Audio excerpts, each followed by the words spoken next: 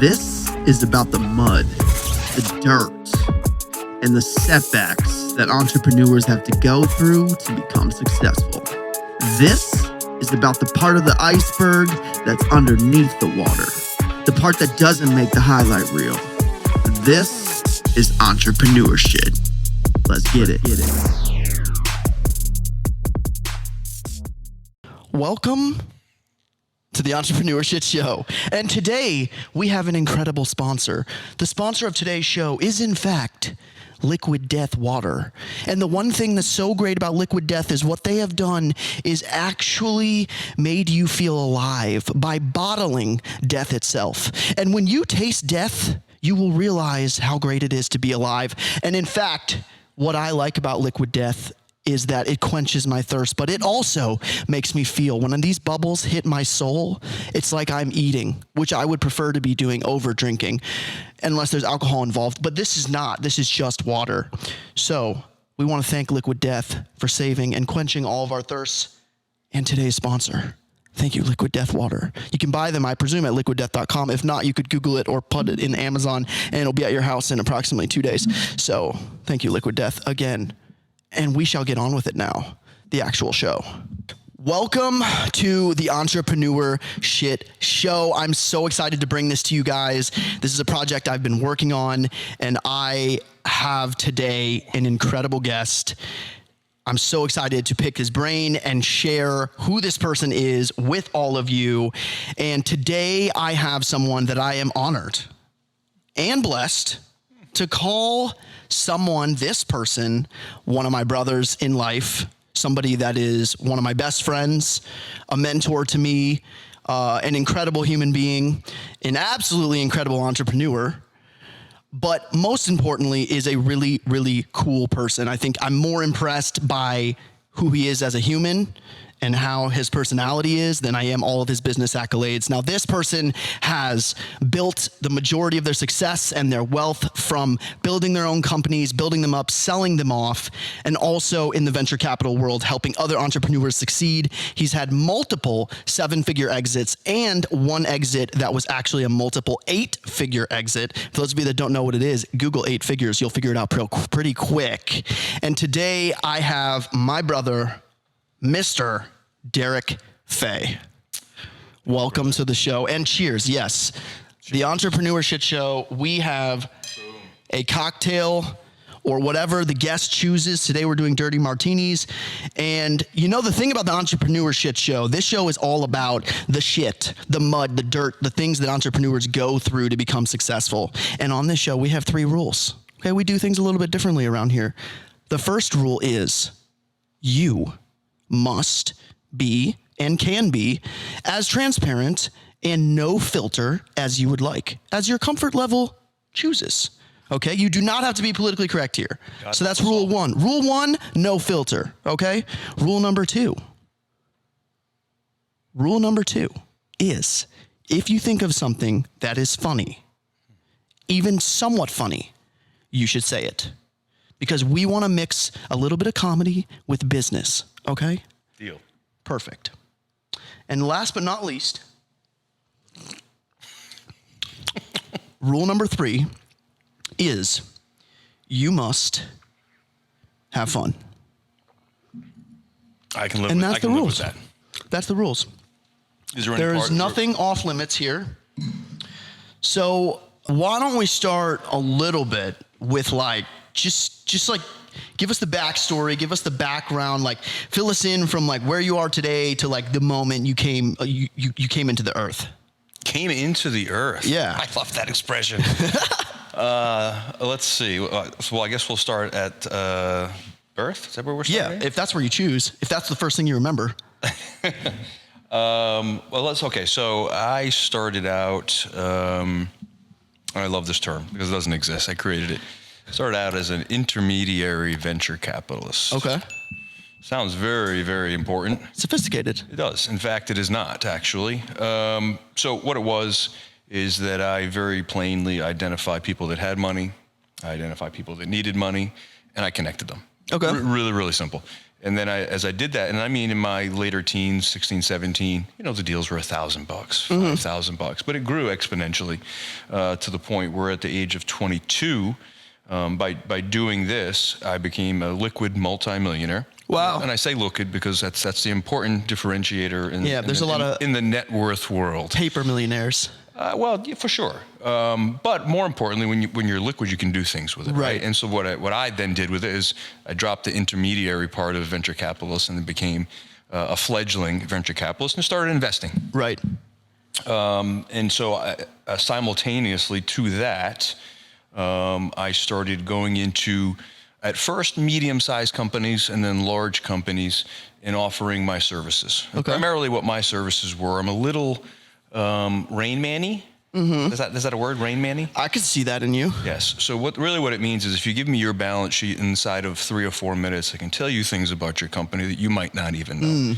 And so I did that. I offered services, offered them for free, and then whatever delta or arbitrage that I could find inside of that company, whether it was increased revenues or decreased costs, I would then take half of that.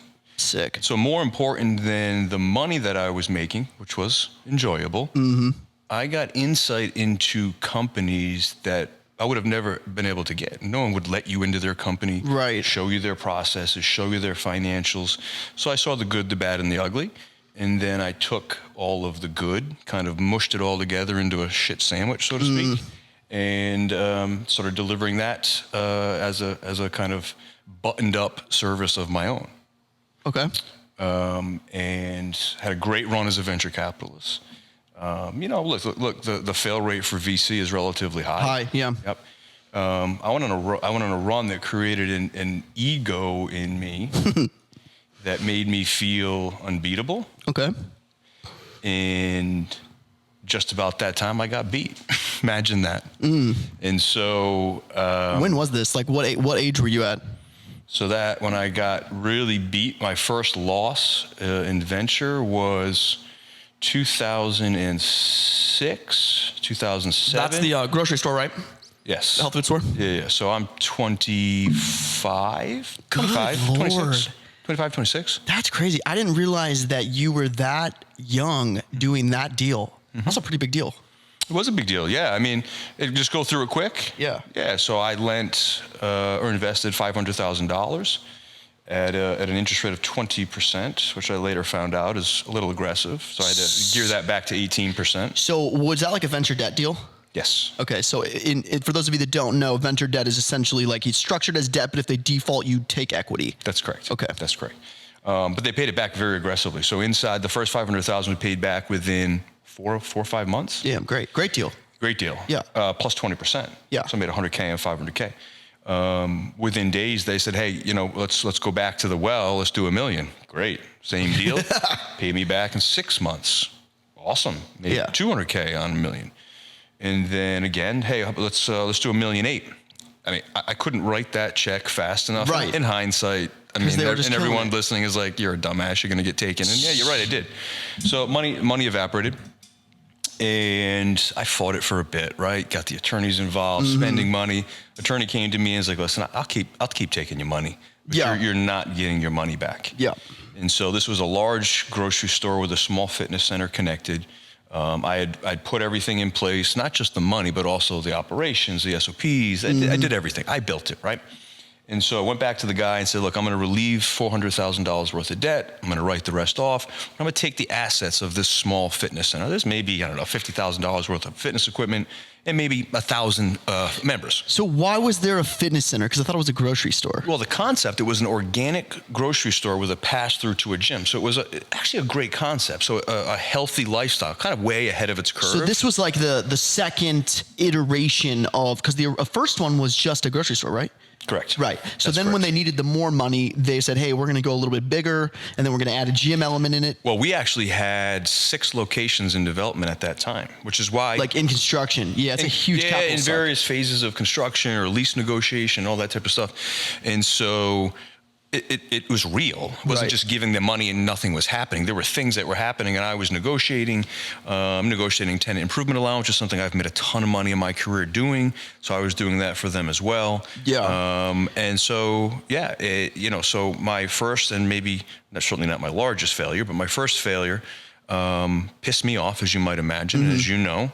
That led me to then build Around the Clock Fitness, my first gym that I built, just because I had these assets, built it literally across the street. You could throw a football and hit it. Right. And that just blew up. And then that became, would you say that's your largest business that you've built? It is the largest business that I have built by myself, Right. from dirt to exit, with no one else, 100% equity. Yes. Cool. Over 13 years. And so you always like to tell me that that business started out of spite. Yeah. Why did you build Around the Clock Fitness? Spite. Yeah, because you were mad about the situation with the deal, and you also had no way to recoup any of your lost almost $2 million. I only built it to recoup my money. Yeah. Prior to that, my goal in life was to never own anything. Yeah. I wanted to arbitrage. I wanted to get in, you just wanted get to out, middleman everything. find an angle, make my money, and I was doing it so well. Yeah. But then I got taken, and it pissed me off, and my personality doesn't allow it, so that's what I did. Can't compute. So talk about like the ATC stuff. You know, like that's the biggest company that you've built and sold. By myself. By yes. yourself, yeah. That you started. And so for those of you that don't know, it's a big box gym that's more like geared towards luxury, I would say, but at a cheaper price than luxury. Yeah, so I would say we call it affordable luxury, but Right. so it was like a high-end LA Fitness. Yep. We were at least as large square footage or bigger. I had one location for, I don't know, 7 years because I didn't want to build gyms. The gym is a passion of mine, Sure. but I didn't want to own it. Now, when we opened up year one, your average LA Fitness has about 2,700 members. The first gym I built at its peak had 11,000 members. Damn. 11,000. And so that gym annually netted in the bank post-tax $1.6 million, about $1.5 million, $1.6 million a year. Great bottom line. Just blowing up. And blowing up. on what sort of revenue number? So if we made $1.6 million, I would say we're doing, I don't know, 4.5, 5 million. That's a great margin. Great margin, which is especially in the gym business. atypical in the gym business. Yeah, for sure. Yeah. Yep. And for those of you that don't know, me and Derek's probably favorite word is EBITDA. Oh, I have a hat. Yeah, I know you're gonna get me one. I'll give you mine. I'm gonna ask you now on camera, Yes. so no one can refute this, and we're not gonna clip it out. Okay. But I have this idea. Shoot. I think we should both get an EBITDA tattoo. No. Why? That's so cool. Half the people don't even know what it is. Like a real one or like a sticker? No, like a legit one. We go to a tattoo place, we get EBITDA like on the inside of our arm. Okay, I tell you what. You live in Tampa. Yes. You do it, and I'll be doing it at the same time. You send me a picture when yours is done. Half the fun. You're just gonna jip me out of Oh, that. fucking, you better believe You're it. like a David Blaine me or some shit. I'm a tattooer. I don't have my children's names You tattooed have on me. tattoos from like the 70s. It's time to get some new shit, man. First of all, asshole, I was born in 78, so shut the fuck up. I have one tattoo that I regret. It is the most horrific tattoo in the world. I got it at 18, along with a stupid little earring. It's like a little, it's like a leopard holding balloons or something, but it's so like, it's not quite that, but it might as well be. Yeah. Yes, yeah. it might as well be. All right, well, damn, I was really hopeful that we could get an EBITDA tattoo. No, I'll give you a hat. That's as far as I'm going. And for those of you that don't know, if you're learning, like, so when you look at businesses, really the king of everything is the EBITDA. That's the bottom line, like what the business actually makes. It's also what the business is valued off of. And it's an acronym from accountants that stands for earnings before interest, taxes, depreciation, and amortization, right? Got it. Got it. Amortization of debt. So I know I look like I should not know these things, but I actually do. And that's what's cool about this show is that like I can be kind of smart. Well, I am kind of smart, but I can also be hilarious, and you can laugh at my existence because I literally look like a walking joke. Yeah, well, it's funny though talking about it, but it's so many high standing CEOs or CPAs or more unfortunate business brokers don't truly understand how to maximize Right. EBITDA. And so many small business owners, medium size, and in my opinion, massive privately held companies. When I say massive, I mean publicly traded volume size, but happen to be privately, are sold at what I would consider a fraction of what they should be. Because they don't know how to actually present proper EBITDA. Right. And it's kind of shocking and eye-opening to me too, because I'll talk to small business owners and they don't even know what EBITDA is. Sure. And well, I mean, the reality is most small business owners in America, like they don't even know, how to do their books and how to get their P&Ls organized and all that stuff. Agreed. And nevertheless read through P&Ls and really find, like, P&Ls are like reading through mystery books, it's like there is a story in the P&L and you can absolutely uncover what's going on. So I want to track back here because I know we will go down rabbit holes for I hope we do. Ever. Yeah, I hope so too, because they will be good. Dark and fun. So walk me back a little bit. So you're in ATC. How long did you build that for? How many years? So first, like I said, 6 or 7 years, had one club. It was so successful, I had no choice but to face the fact that I had to keep going with it. So you were kind of like, it's so profitable with one. Why not? And simultaneously, I'm doing other things. I'm doing really exciting real estate deals that you know about. I'm still doing all of the other things that I do. And I said, you know what, let's just do it. Right. And so then over the next 2 or 3 years, I built 5 more. Every one as successful as the last. And then in 2019, I decided it was time to sell. Now, what a brilliant decision to sell 3 months before COVID, but it wasn't brilliant. What I recognized that I was disengaged from the company, wasn't excited about it anymore. Right. And I think as a CEO, one of the things I talk about with CEOs when I work with them is once you feel that, I mean CEO of your own company, not a hired CEO. Sure. Right? Is once you feel that way, even though you're not doing what you would consider damage to your company, you're not moving your company forward on a daily basis. And that, in my opinion, is the exact same thing as doing damage to your company. And so I recognize that in myself. And despite the fact that our trajectory was like a rocket to the moon, it was time for me to get out. So I sold. And I sold to a publicly traded company for the largest exit multiple in the fitness industry history. And then 6 months later, they went bankrupt. Wow. Because of COVID. Yep. And so then I took back half of the assets, restabilized them, and sold them 11 months after that. So get granular on that, because there's going to be some people listening to this that are like advanced enough to really understand what you just did. Okay. So explain so the company that acquired you then filed for bankruptcy. Correct. And really what they were trying to do was clear all the debt on their books and then strategically restructure and try to get back all the assets after they cleared all the debts. Restructuring. Is that fair? Bankruptcy. Restructuring bankruptcy. So I found out that they were filing. They called all of the employees at 6 o'clock on a Friday and said at midnight, lock the doors. You guys have no more jobs. And the employees told you? Called me immediately. Okay, got it. So I got a call at about 10:30 at night and jumped in my car. When I talked to them, I said, don't worry, I'm on my way. Jumped in the car, talked to the employees, said, listen, if I can get these clubs back, I will. You guys help me build this company, and so if I can preserve your jobs, I'll do it. Damn. And so what they had counted on with the landlords was they contacted the landlords and say, listen, we need 12 months, no rent. Half of the assets said, okay. The other half said, fuck off. Now the ones that said fuck off, I reached out to them and said, you know me. I was your tenant for 5, 10 years. You know I always pay. You know I can deliver.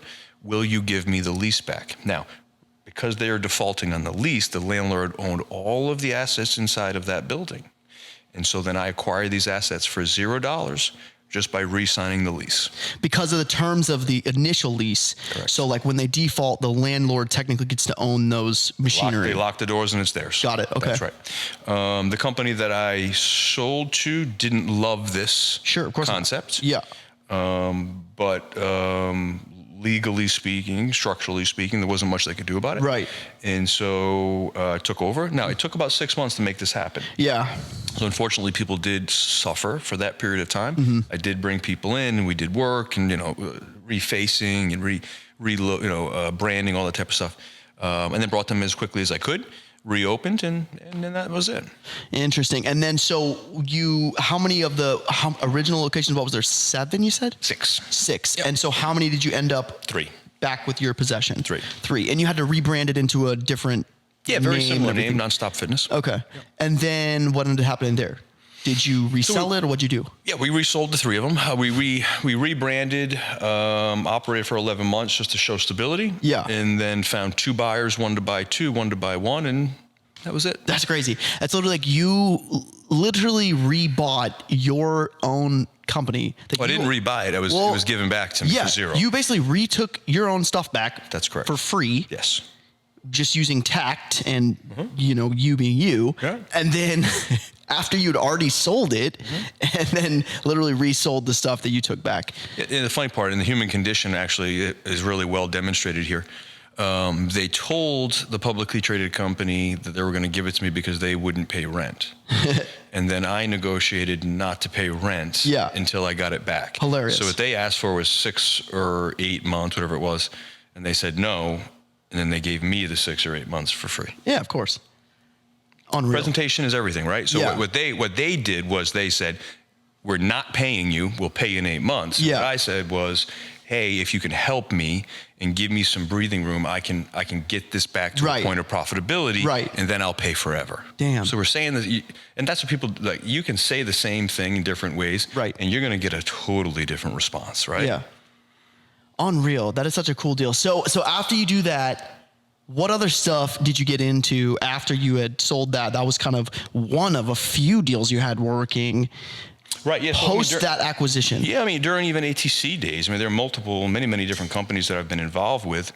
But I mean, the thing that has now really made a lot of money for me, which I don't even know that you're fully aware of, and for a variety of reasons under non-disclosure agreements and stuff like that, but I can talk structurally, is I've gotten into mergers.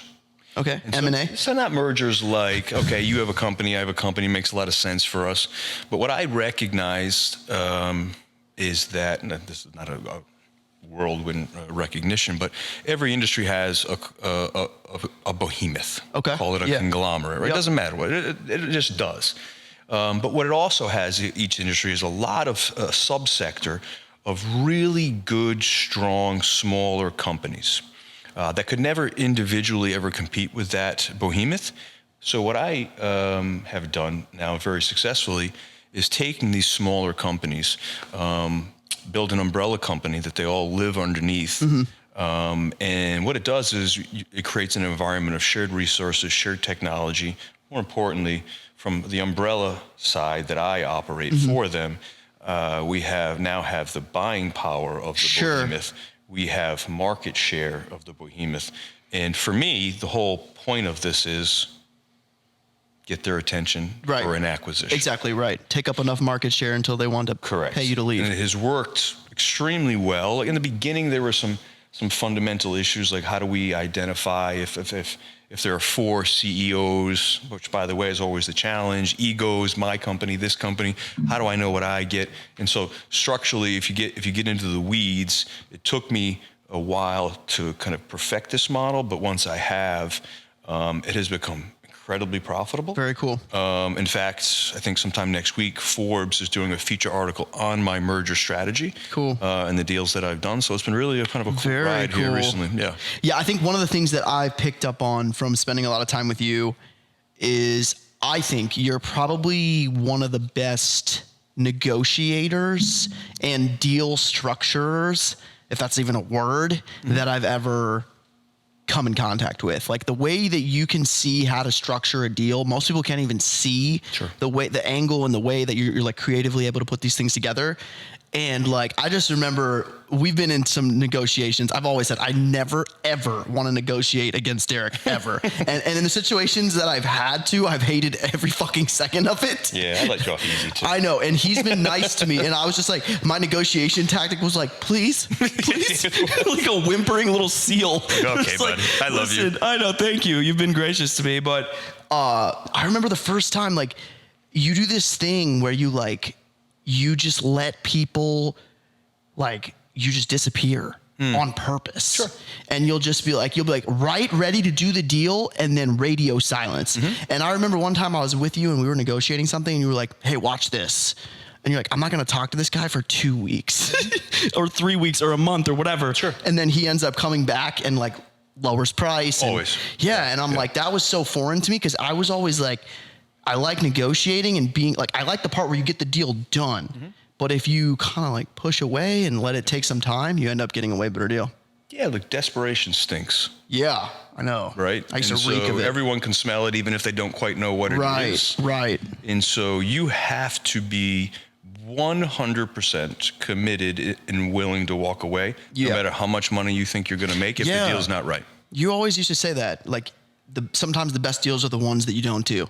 100%. Yeah. I mean, there are some I wish I hadn't, but for sure, I believe, whatever you want to call it, karma or whatever it is. But yes, I mean, you can't force it. And if you're forcing it, it's going to be a bad deal. 100%. And for me, my personality, if you try to force me, I'm gone. Yeah, you push away hard. Yeah. Why are you pushing me? I'm here with you. You know I have interest. You do not need to force me. Don't put a timeline on things, because I'm gone. Yeah. Yep. And the power of no. Listen, we can get into how the power of no is used by females on men. Yeah. At least this a man, lot. right? But it's true in every sense, right? Yeah. No one likes the word no.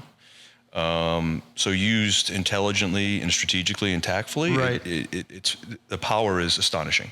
So we figured out, we got your story. We know what you're getting into now. Okay. We know, kind of where you've had a lot of your success. Talk to me about what it was like growing up for you as Derik.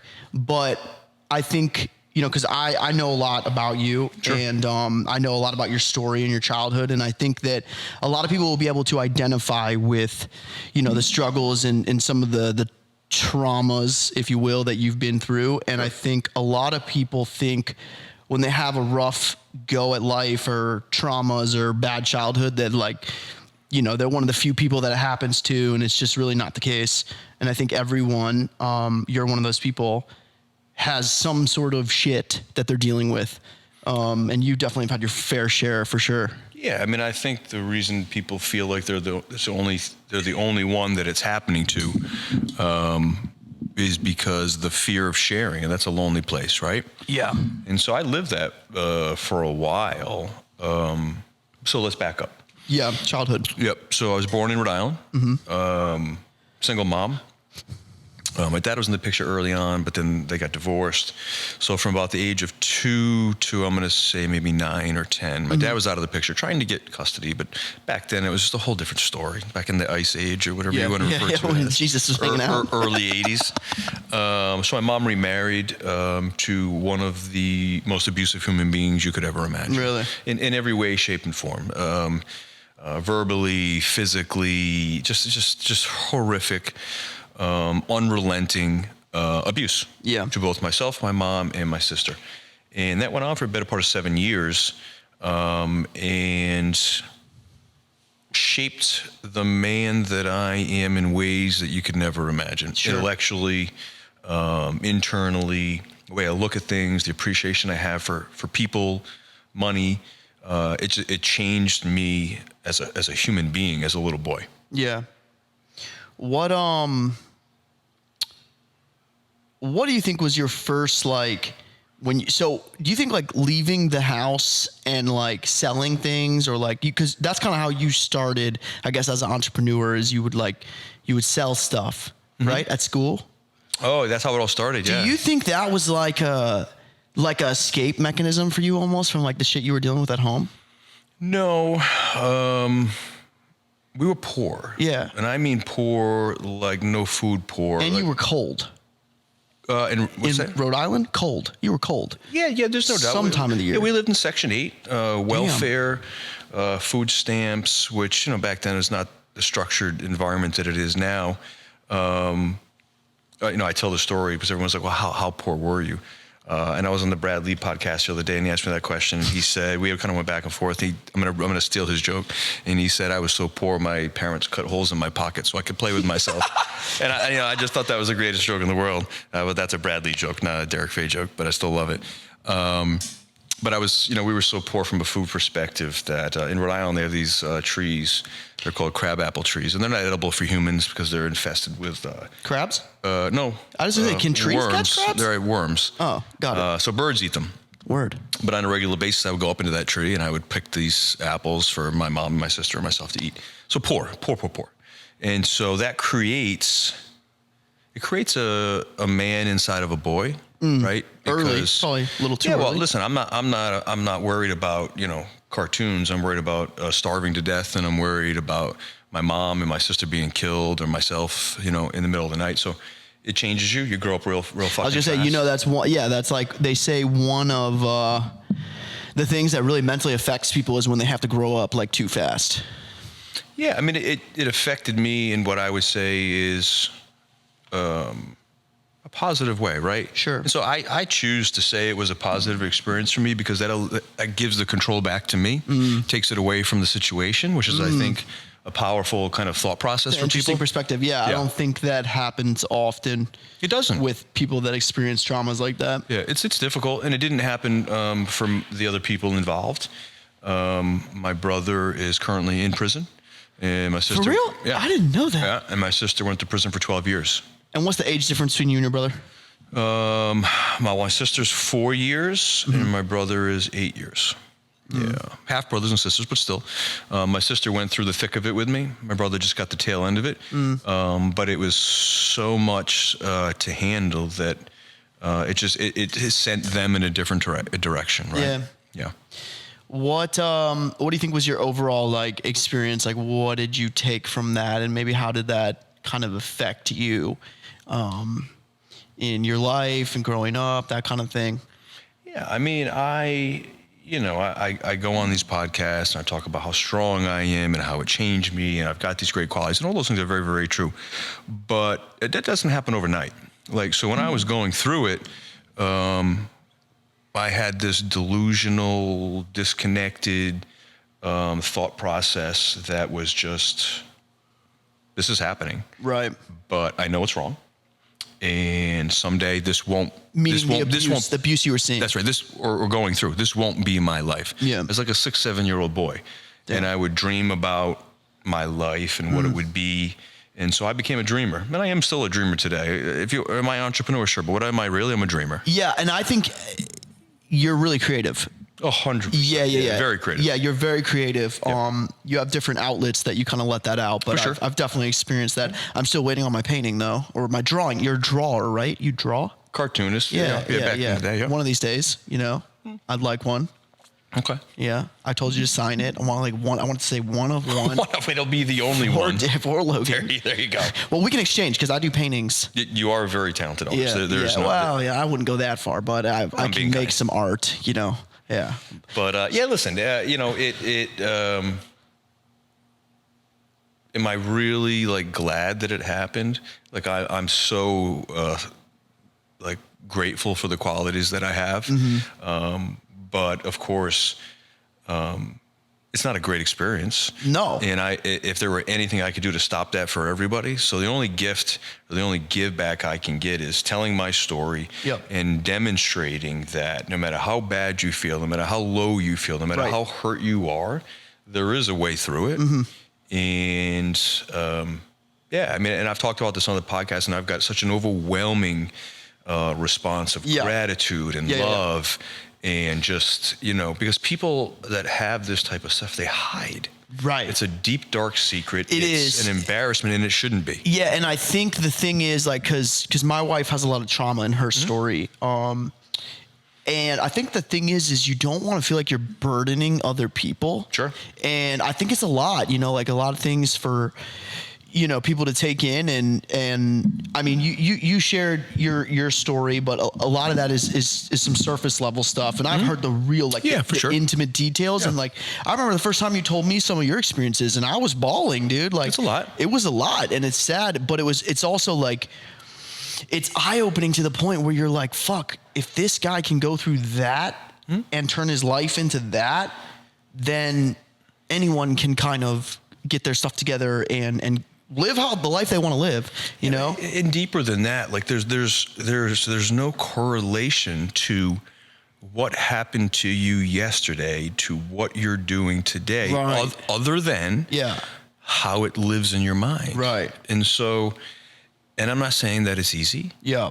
But once you grab onto that concept that you are 100% in control Right. of how that event affects you, not only can you move forward, but again, you take back the control over an event that is controlling you. Right.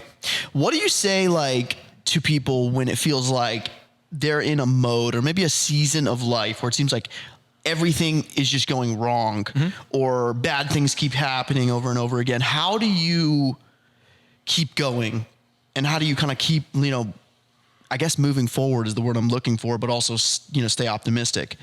Yeah, man. One of my favorite expressions is you have two lives. You have the first life, and then you have the life when you realize you only have one life, right? And so that hits me so deep, right? Because I actually remember that happening, and I say it to my daughters, I say it to anyone that's close to me. Shit happens. Yep. Everything is momentary. Right. Success, failure, happiness, Right. sadness. No matter how high you are, it's going to change. No matter how deep or bad you feel your failure is, it's going to change. No matter how bad that loss you feel because you broke up or got divorced, that'll change. You'll meet someone else. So besides this positive mindset, it's just give it a minute. Knowing that it's like seasonal. Everything's seasonal, right? Yeah, it's really good advice. Do you think, like, when you've experienced your losses and things that really were challenging for you in life or difficult, like, what do you think helped you get through them? Stop punishing yourself. Wow. Okay. Yeah, I think that's what drives deep regret and deep pain more than the event is this thing that we do, and I've done it, where you blame yourself. How could I have let this happen? Why didn't I do this? I can't, listen, it's not your fault. Yeah. Like, just, you know, I lean into my pain. I Right. lean into my failure. I follow the cracks to the source. I digest it. I own it. I take back control of it. I figure out whether I can find value in the future with it. And that process for me, by doing that, and sometimes that takes a day, sometimes it takes a month. So there's not a time cap on it, right? But the exploratory process of it for me, again, gives me back the control of the situation. And so I think the pain is derived a lot by the lack of control. How could this have happened? What did I do? Right. Why do I deserve this? None of that matters. Dig back into it, absorb it, lean into it, process it, and move forward with whatever benefit there is, because there's always a benefit. Right. The world is getting crazier by the day. I've never once considered living in other countries so much as I have, like, recently. Well, I mean, I've always This shit is considered crazy. Costa Rica. So I love Costa Rica. That's actually one of my favorite. You know, that's one of my favorite places. So all right, what do you think about? All right, I'm gonna hit you. What do you think about Kanye West and all his shit he's dealing with, going through? Well, before we go to Kanye West, Yeah, let's. the country's not any crazier than it's ever been, right? I mean, it feels crazier. Well, yeah, well, feels nuts. That's because of coverage. Yeah, it's Coverage. then- It's coverage at scale. It's a distorted media. Yeah, twisted media. It's opportunistic advertising. I mean, it's all of these things, right? Like Right. the world is the world. The world's been the world since it's been the world. Right. There's been the people that are in power. There's been the people Right. that are really in power. Right. And then there's the people who, by no fault of their own, follow all of the rules that are set up to make you feel like you don't have a chance. And that hasn't changed since the beginning of time. sheep. So Kanye West he's a trip, man. I mean, listen, you know, I to be fair, until prefaces. until 2 months ago, when I listened to his podcast on Joe Rogan, I thought Kanye West was the most disrespectful, egotistical, just human that I've ever met, and I wouldn't Right. listen to his music. I wouldn't support his products. And then, but again, see, I fell to a degree, trapped to what I just said. media does what they want to do. Right. And so I listened to his podcast a little while ago on Joe Rogan. It was pretty lengthy. He talked for the majority of the time. Yeah, he loves to hear himself talk, dude. And which I'm surprised he can even hear himself through that sock that he wears. No doubt. Is it a sock or is it a pantyhose? I don't even really know. I don't know. And he is a unique individual. I agree. I think he's like a savant. He very well may be an idiot savant, so to speak, meaning he has some deeply meaningful aspirations and some deeply meaningful thought processes that, if presented differently, in a more professional manner, he could be more of a Elon Musk type figure. Well, he doesn't have that characteristic, right? And everybody's got their skills. Right. And so he just doesn't have that. And I'm not saying that there's not mental health. I don't know that answer. Yeah. But what I do know after listening to him is he's a highly intelligent individual on some level. Yeah, he's very smart. He's just like he's like a hybrid between like a sociopath, a little sprinkle of bipolar in there, but also he's a creative genius. So you're kind of like, all right, let's let these things play out because it's kind of fun to watch it. Yeah, I mean, for me, the anti-Semitic. That thing is a little bit above the ball. I mean, look. He's not wrong. Like he's telling the truth. I don't know that he needs to tell the truth that way, but I mean, it's like saying, the majority of companies are controlled by, white, middle-aged or 50-plus-year-old men. Like that's which is a fact. Also true. Which is a fact. Yeah. And so if like a high percentage of those people are Jewish, I don't really know the correlation.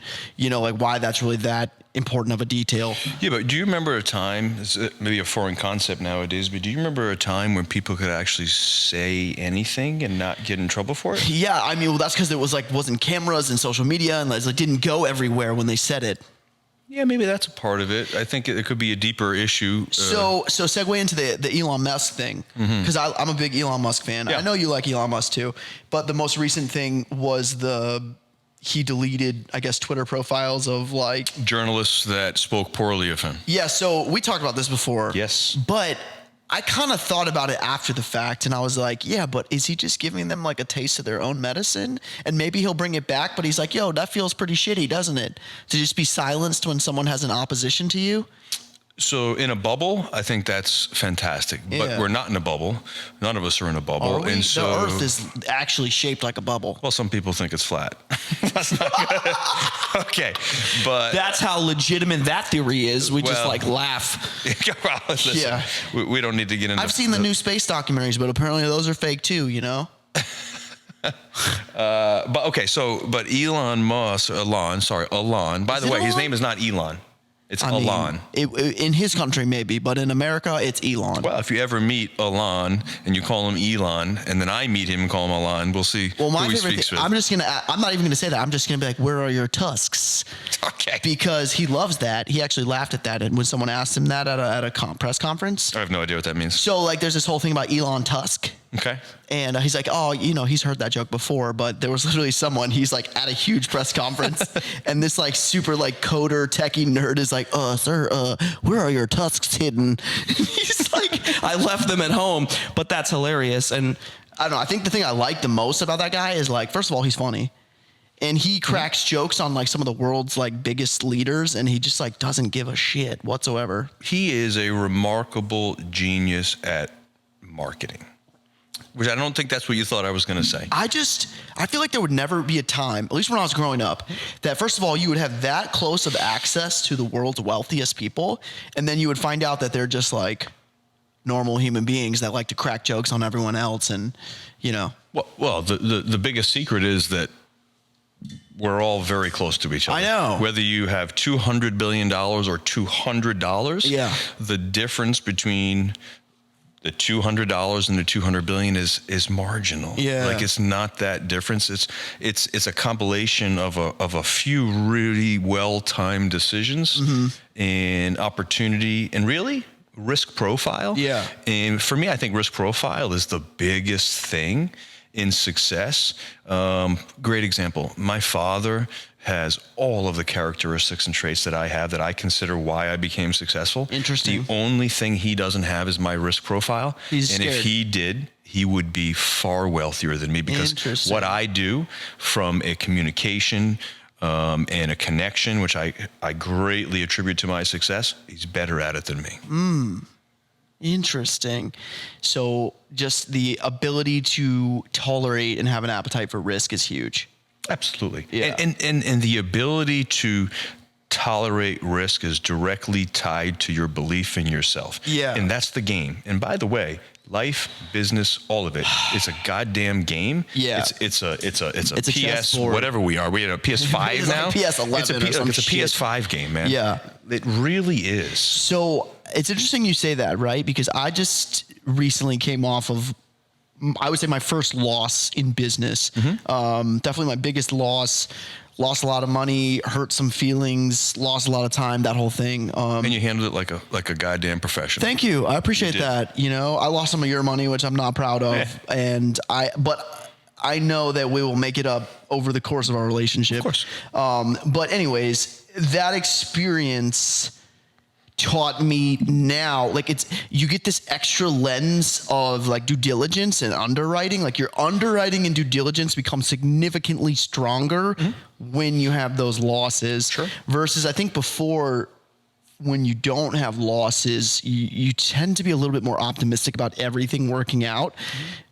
Versus when you go through that, you're like, well, shit, things could actually not work out. And going through that experience, you know, it teaches you a lot, but it also sucks dealing with it. Yeah, but be careful how you digest that, right? Yeah. Because inside of what you're saying, there is some fear. For sure. But there's no value in fear, right? You're going to fail Yeah. again, Yeah.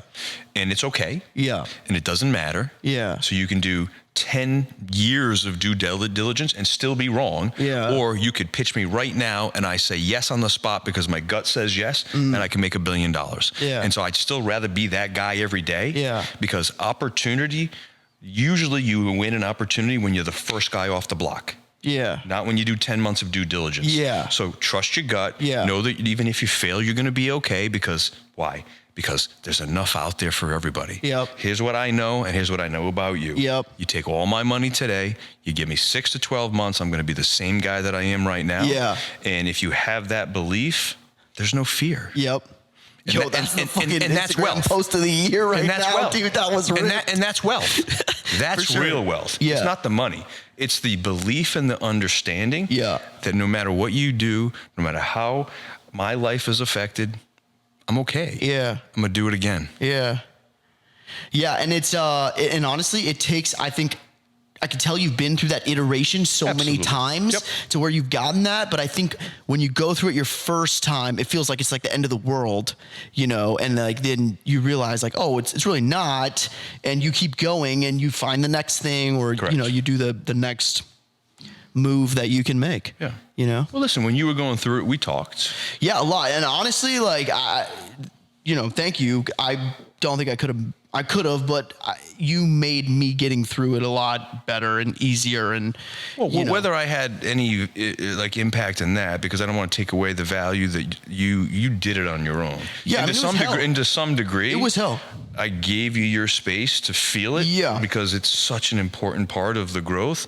And honestly, I wanted to see who you were, right? Because what you went through, 99.9999. Yeah. 9% of people would have crumbled, or when they got through it, Yeah. would have never done it again. Yeah. Never done it again. Yeah. And it was interesting because I remember like, I didn't even think much of it. And without talking to people like you who have kind of been through those situations, I mean, you feel very alienated when you're doing something and it's a grind and it's like hell and you're losing money and, you know, all of the things that you go through. Yep. You're like, dude, there's no way anyone really understands this. And for me, it was crazy because afterwards, and I got into therapy and I was talking about this experience and I described, you know, like what my day was like in the middle of that. Yep. And, you know, he was like, dude, that literally sounds like hell. Like that is traumatic dealing with that shit. And I was like, what do you mean? Like, this is just what I was supposed to do, you know? And it's like, no, like, bro, when you can't sleep and you're sweating and you have anxiety and you wake up and then you have to like lead people and you have to pretend like everything's fine when you know everything's not fine. Like, that's a hard ecosystem to live in. It's a hard reality to live in. Which brings us to our next topic. Okay. Randomly, Shoot. What do you think of this? What is it? What do you think about the pronouns? When I was a kid, pronouns was like Grammar. him. Yeah, it's a thing. It's actually, they teach you that in school. So it's not grammar anymore? Well, I mean, you tell me. What sort of world are we living in? Well, I consulted my 13-year-old daughter who shockingly knew everything.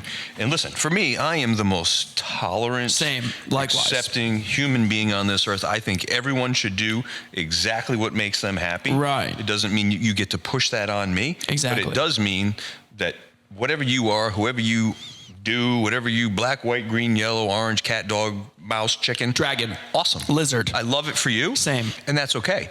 I don't fully comprehend it. Right. And that's ignorance on my part. Is it, though? But for some reason, my 13-year-old daughter had a handle on it in a way that I couldn't even understand. And she explained pronouns to me. Yeah. So I don't mind pronouns in the sense that, okay, here I have an issue. Do you have pronouns? No, I don't think so. Should I be? I'd love to be a dragon. If that's a possibility, count me in. Well, so my daughter told me that they was a pronoun. I'm he, him, but if there's he, him / dragon, I'm in for that. But my issue is, look, like I'm like you, dude. Like, I'm super tolerant. I don't care what you want to be. If you want to be a fucking leprechaun, clowness, you want to be a green scaled lizard, I'm cool with all of that. Okay, I'm even cool. Like, if we're friends, if we're casual acquaintances, you're like, yo, it would be dope if you called me clowness. Or if you called me Sir Lizard. What does that mean? I'm cool with that. But here's where I get. Can I just call you Logan? Yeah, you could. But if I was like, yo, will you call me Logan Lizard from now? You're going to say no? I don't know. Maybe you would. But I would definitely say no. I would be cool with that. But what I'm not cool with is like in a workplace setting. Okay? Now, there's a lot of businesses out there where there's a lot of moving parts. It happens fast. Sure. You're in the heat of battle. Okay. And then if it becomes now my responsibility to remember what you want to identify with on Wednesday versus Friday, and in the heat of battle, I'm like, hey, can she go grab that thing over there? And she doesn't want to be a she wants to be a they. You should not be allowed to sue me for that. That's my issue is like, look, just make it your responsibility, but it's nobody else's responsibility to remember all the things that you want to be. I don't think it means you can go into language and start changing words and all these things, but like, that's cool if you want to be that, cool. I mean, but it doesn't mean like you get to say, hey, science doesn't exist and gravity's not real because this is how I feel about it, you know? That's fair. Yeah, that's my issue is like the whole legal side of it where like, you know, you could literally like, I had employees at the restaurant and they were like, I need to be referred to as they, them. And there would be hot things around and like, hey, can she grab that? And I was notorious for forgetting and I'll be like, yo, I'm super sorry. I didn't mean to do that, but like, there's just a lot of things happening. So sorry I said that. But in reality, like they could potentially sue me for that. And I have a problem with that because it's not my job to keep track of how you'd prefer to be referenced to. So is that real?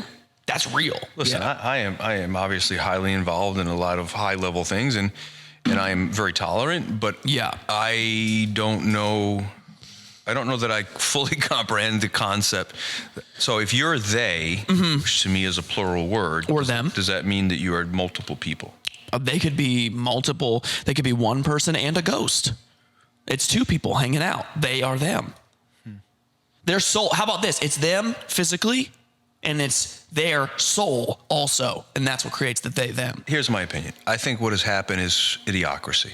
It's a movie, by the way. And what I mean by that is I don't think that the movement is idiocracy. I think the movement is fantastic, healthy, and empowering. But I think there's a small subsector of people that are taking advantage of it. And it's diluting the message of the people who truly are going through something and feeling something different. Then there are people that are taking advantage and spreading it to a point where the average person goes, that is kind of silly and doesn't make any sense. And it's taking away from the people that are truly going through something that's meaningful and real. Yo, that's fair. That's super fair. What becomes national news is quite amazing. Hard to avoid. And so what American Doll did was they created a book. Now, Right. again, let's talk about target audience. Little girls, maybe 2 to 12 years old. They produced a book that is in all stores, and I believe comes with some dolls. That does not say if you're feeling like you may be another gender, that's okay, which I support, by the way. What they're saying is, have you ever considered that you're not a girl? And let's go deeper. This is the troubling part for me, and I'm okay with saying it. It literally verbatim, I read it this morning. It is okay to explore a transgender surgery without parental consent. Shut up. It says that in the American Girl book? Yes. Stop it. Between the ages of 3 and 12. See, this is the issue I have. But I don't believe that's what the movement is actually meant to be. These are corporations that I believe in some way are just trying to buy favor. Right. And they're creating an environment that makes this meaningful movement look less meaningful. And that's a fucking problem. Yeah, and I think the other problem too is like how they integrate it into schooling. Sure. I would have a problem, like I don't have kids, but if I had kids, I would have a problem with them going to school and learning these things that I have a problem school in general. I'm not necessarily comfortable with them learning, and I don't really want them to, necessarily, I guess, I don't know what it is. It's like maybe learning these things makes them kind of feel some type of way. I don't know, but I feel like putting it into schooling is a problem.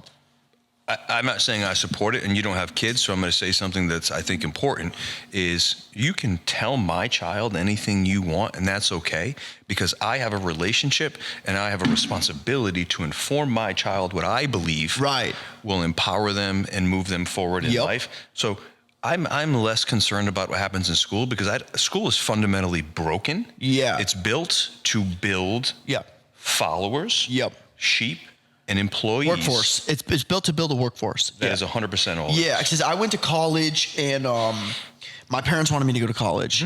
I didn't really want to go. When I was 18, I got my insurance license. I was in sales, and I already started selling stuff, and I was making pretty good money even as an 18-year-old. And, I told my parents, I'm like, look, I'm going to go study the easiest thing possible. I don't give a shit about anything they're going to teach me. So I studied business because I knew the most about it, because I grew up around business, and I had very little work and didn't really learn much. But my parents both didn't go to college, so they wanted me to have a college degree. So I got there, I served my sentence, I got released on early good behavior. So I actually got out in 4 years. I didn't really I should have fucked around and partied and all that shit, but I didn't really do that much, because I was in my dorm room coming up with ideas to make more money, and I would have all these different side gigs and different shit I would do. But my whole thing was, when I left college, I was doing the same thing that I was doing when I got to college. So I just was like, well, I'm going to keep selling stuff because that's what I know how to make money, And so, I didn't go there with the premise of, hey, I'm going to use this somewhere and then go get a job. But the stuff that they teach you is very much this is how you become a good employee and this, that, and the other. And it's very surface level shit. Do you know that? You ready for this statistic? I mean, this is a statistic. I get blown away a lot when I hang out with you. So okay. So what do you think the percentage of men that make $70,000 a year is? What percentage of men in the United States? Ironically, I just heard the statistics. Did you? Yeah. So it's 1.5. 1.5%. Well, no, but the data is different. It's more than that. It's not obese, no children, and make above 70K a year is 1.5% of the men population. 1.5%. Yeah. So let's take that and apply it to college. So your average college now is probably 4-year degree. I don't know. 50K. Let's just say. Okay, but if you go to a bigger school, it could be it's twice it that. could be $250,000. It could be, so let's say between $50,000 and $250,000 a year. Yeah. Which means at $70,000, post-tax, you're bringing in, I don't know, $55,000. Yeah, Then you got to pay your bills. You got to live your life. Yeah, which, by the way, in the Biden world is pretty fucking hard. You're in debt the rest of your goddamn life. And so the bill of goods that they're selling you, go to college. No one that is no one. Let me say it a different way. The majority of millionaires, multimillionaires, and billionaires is so drastically skewed, 80, 90, 95%. Right. Never finished college. I graduated college in 60 days.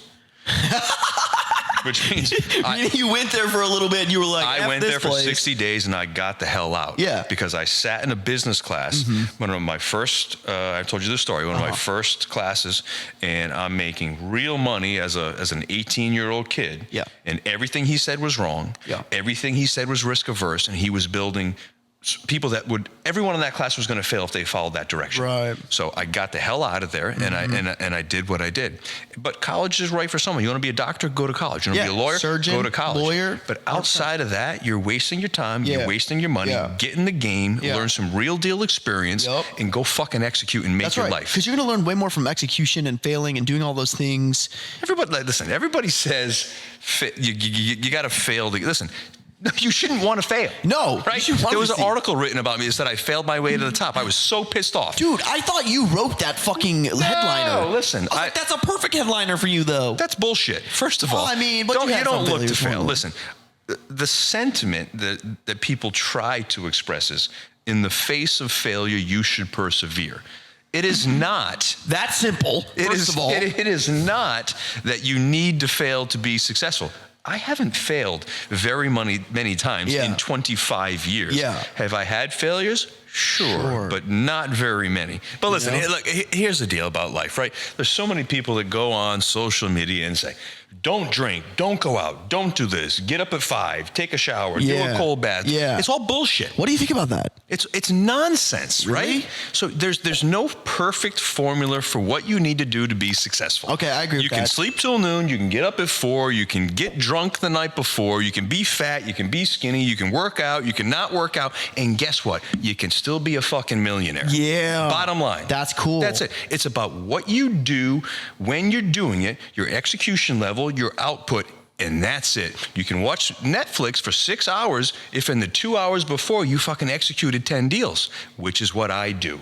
So if you want to be successful, and we've talked about this before, have a lazy man's mindset. It doesn't mean you don't work hard. It means a lazy person, Steve Jobs said it. If I want to find someone to figure out how to do something the most efficiently way possible, I'm going to hire a lazy person. I have a lazy person's mindset, which doesn't mean I don't work hard. It means I always, in every task, whether I'm making breakfast or doing a deal, I find out how to get it done the quickest and easiest way 100% of the time. So that's called working smarter and being more efficient. Also, I'm not buying you making breakfast that often. I actually do. How often are you making fucking breakfast? That's what I want to know. I make breakfast for my queen every morning. Tomorrow? You're absolutely not. Damn it. But if I wake up and you're in my guest house and you haven't come down and made me breakfast, ooh, man. Dude, okay. I'm actually going to do nothing. The question is, what I still love you. What do you eat for breakfast? I eat 100 egg whites, whole wheat toast, and some protein powder. Skip the protein powder. But just the egg whites. I eat literally. Do you bacon? I eat egg whites and one piece of plain wheat toast. Dude, that sounds like the most epic failure every of a morning. breakfast. I am so militaristic in most of the things that I do because when I was younger, I tracked everything that I did. You weighed it? I valued everything that I did. And then I weighed it against my output and the outcome on a daily basis. Mm-hmm. I did this every week. And then if I had a good day where my output was high, then I would take that day, I would apply it to the next week. I would track the results. And then I executed on a level that I never thought was possible simply by tracking everything I did. Now, as I become more successful, I've got a little bit slack and lazy in that, but a lot of things stuck with me, right? And so there are some things that people spend so much time on, making decisions about what am I going to wear in the morning? What am I eating for breakfast? Listen, lock those things in. It's just militaristic. Yeah. It's done. And by the way, make it something that's beneficial. That's very Steve Jobs-ish. 100%. Yeah, he's like, he just made zero decisions except for the stuff that I mattered. make high value decisions. I don't waste my time on stuff that has no bearing on stuff. And listen, that pisses people off, pisses off my partner, pisses off my daughters, but I don't give a shit how the laundry gets done. I don't give a shit how the kitchen gets cleaned. Yeah. I don't care. It'll get done. Yeah. And if it doesn't, guess what? It doesn't change You our can pay life. someone to do it. So many people spend so much goddamn time worrying about the little things. And the truth is they're doing that because they're afraid to make a decision on the big stuff that Yeah. really will impact their life and move them forward. Yeah. Let the nonsense go, focus on the core stuff, make a decision and move forward. Yeah, 100%. It's funny. I was just in a conversation the other day, and my wife was going on about something. And I was like, I just don't think this is worth expending any energy on. It isn't. I'm like, I don't care about this, you know? And it's not that I don't care. It's just like, it's just a waste of where you're going to put your energy. It's energy, right? Yeah. You've only got so much energy in any given day. Why are you giving it away? First of all, why are you giving it away to other people? Right.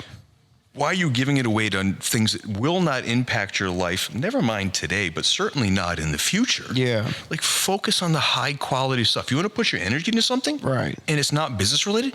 Put it into your husband. Put it into your wife. Right. Put it into your daughter. Put it into your best goddamn friend. Right. Pick up the phone on a Tuesday, call your friend and Yeah. say, like you do, hey man, just thinking about you. Yeah. And when you do that, it creates a connection and a value. And I guess I suspect it's not just for me. Yeah. Because I've done it, because you do it to me. Yeah. And it's very meaningful, right? Yeah. And so, and I've said this before in podcasts and also in text, lean into other people. Mm-hmm. What you give to other people, Sure. you don't get back the same. Yeah, it's not a good relationship. It's a multiple of what you give. right. And everyone, oh, okay, that's such, it's not bullshit. No. It is 100% true. Yeah. And I think the other side of that is also true. If you identify that you're in a relationship or an exchange with somebody where you're not getting anything in return, then it's just a drain of your energy. Get out. You have to stop that. Get out. Yeah, exactly. 100%. Which This thing I'm not great at. stopped again, I think. I don't know what is the deal with that thing. Is it like out of battery or?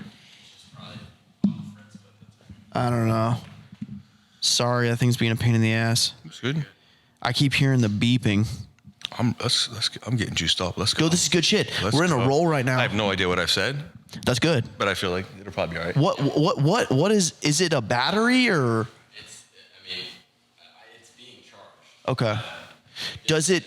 Do I need a bigger card? I mean, I can't solve a bigger card, but. Word. Okay, cool. Yeah, so if you wanna like maybe one ear, so if you hear that thing beep, dude, you're the man. So yeah, actually This is all about me anyway. So branching, yeah, no one gives a fuck about me over here. Like, that's the thing, really. It's like, it's my show, but it's not. It's really about the guests, you know? It's like, eventually someone will fall in love with me. Here's the good news. And you're 30. I'm 44. Why shush? You're a child. Dude, my 20s are gone now. It's like, rest in peace, man. I'm Mazel. so tired. I know. I'm so It's 'cause tired. our generation- Of all of the no, shush your mouth. I'm so tired of all of the 20-year-old men out there feeling like, oh my God, I'm not a millionaire. Yes, I understand I was. Yeah. I got lucky. I had opportunity. You're a statistical anomaly. I made it 100%. Yeah. You're 20 years old. Relax. Mm-hmm. Everyone puts so much pressure on themselves in their Yeah, 20s because yeah. you look at social media, this guy's rich, that guy's rich. Guess Yeah. what? They're all fucking lying. See? None of them are rich.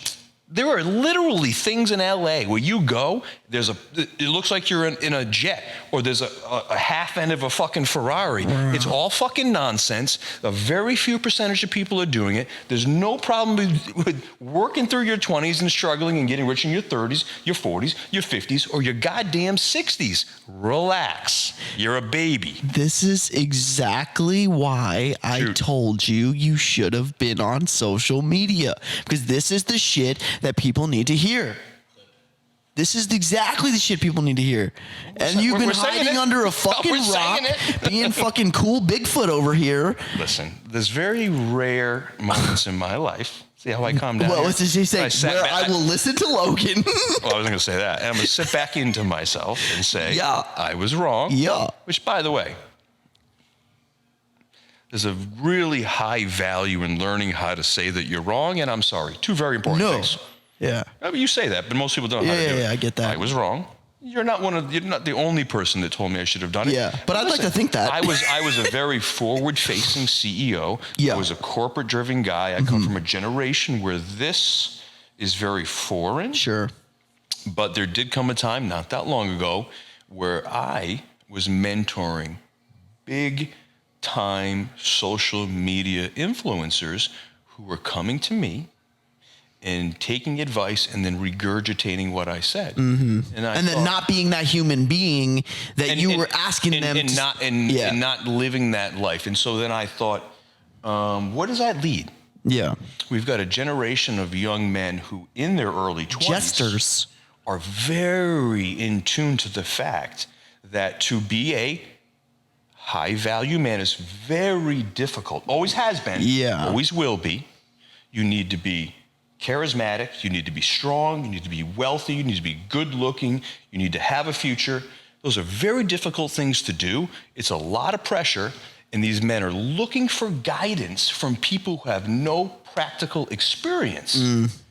And I just sat back and I said, it needs to be corrected. Yeah. There needs to be something behind it. Yeah. Not just from someone that went to someone else, is regurgitating a goddamn quote. Yeah. And there's nothing behind it. Yeah, I think there's a lot of people today, and like I know what you're talking about, but there's a lot of people today who know how to play the character. That's right. That gets attention, and they're monetizing that attention, but like who they are behind the character is just a dog shit human being. And you know, it's like, but these people are leading hundreds of thousands, if not millions of people following them. Sure. And it's like really they're like what they've mastered is getting attention and playing a character. Here's the truth. Taking advantage of people is very, very easy. And when you either have wealth, Right. or you have the perception of wealth, there is a disproportionate respect and admiration and trust that is given to you. And if you're giving that to the wrong person, not only are you not going to get the results that you want, you're exposing yourself to great damage. Wow. And I've seen it happen. Yeah. And I'm done with it. Yeah. I'm here to correct that fucking problem. Yeah. Well, the thing that's great about you is that you've actually achieved That's right. certain things and things outside of the use of social media or selling a course or smoke and mirrors and all that bullshit. It's like you didn't even have that in your life for the majority of your success and the accolades. And in fact, you know, you've just recently kind of blown up, if you will. Sure. But like, you don't need any of that fucking money. That's right. If you sell anything, whatever, you know, you get, there's obviously different ways to make money with Instagram, but you don't need it. It doesn't matter. Well, look, everybody, Money always matters, but you know what I'm saying. I'm not here to sell anything. Exactly. I have nothing to sell. I don't want to sell anything. I have no intentions of selling anything. Yeah. I'm here. Preface. There are a lot of very successful men and women on social media, high value that you should listen to. Yeah. But the disproportionate amount sure. of people are here to hurt. Right. And Make a take quick advantage 100%. Yeah. And what I hope, if anything, I can do is bring more high value, successful individuals like myself that have been through it, made real money, come to the forefront and pour into this next generation of entrepreneurs that are going to lead this country. Yeah, no, I think that's part of the allure of, you know, you and a handful of other guys of like, yo, these guys have actually achieved real business success and they don't need Instagram. Like, versus there's a lot of people that are like, their only success is from whatever they've been able to figure out on Instagram. Although I will say though, Success is success. Success is success. I'm not taking it away from Exactly. anybody. You I'm can with you. be successful. Yeah. You can also be successful and close your mouth. Yeah. And not tell people that you know everything. But And by the way, I don't know anything. I know what I know. You're humble, and, yeah. And anything that I know and anything that I say, there is a asterisk. But I think too, like there's people, like for example, if you created a course, let's say hypothetically, and it was about whatever, you pick a topic, but let's just say it was like about a lot of the things that you've learned as an entrepreneur, as a successful listener, I would invest in that course because I think there'd be a lot of value in it.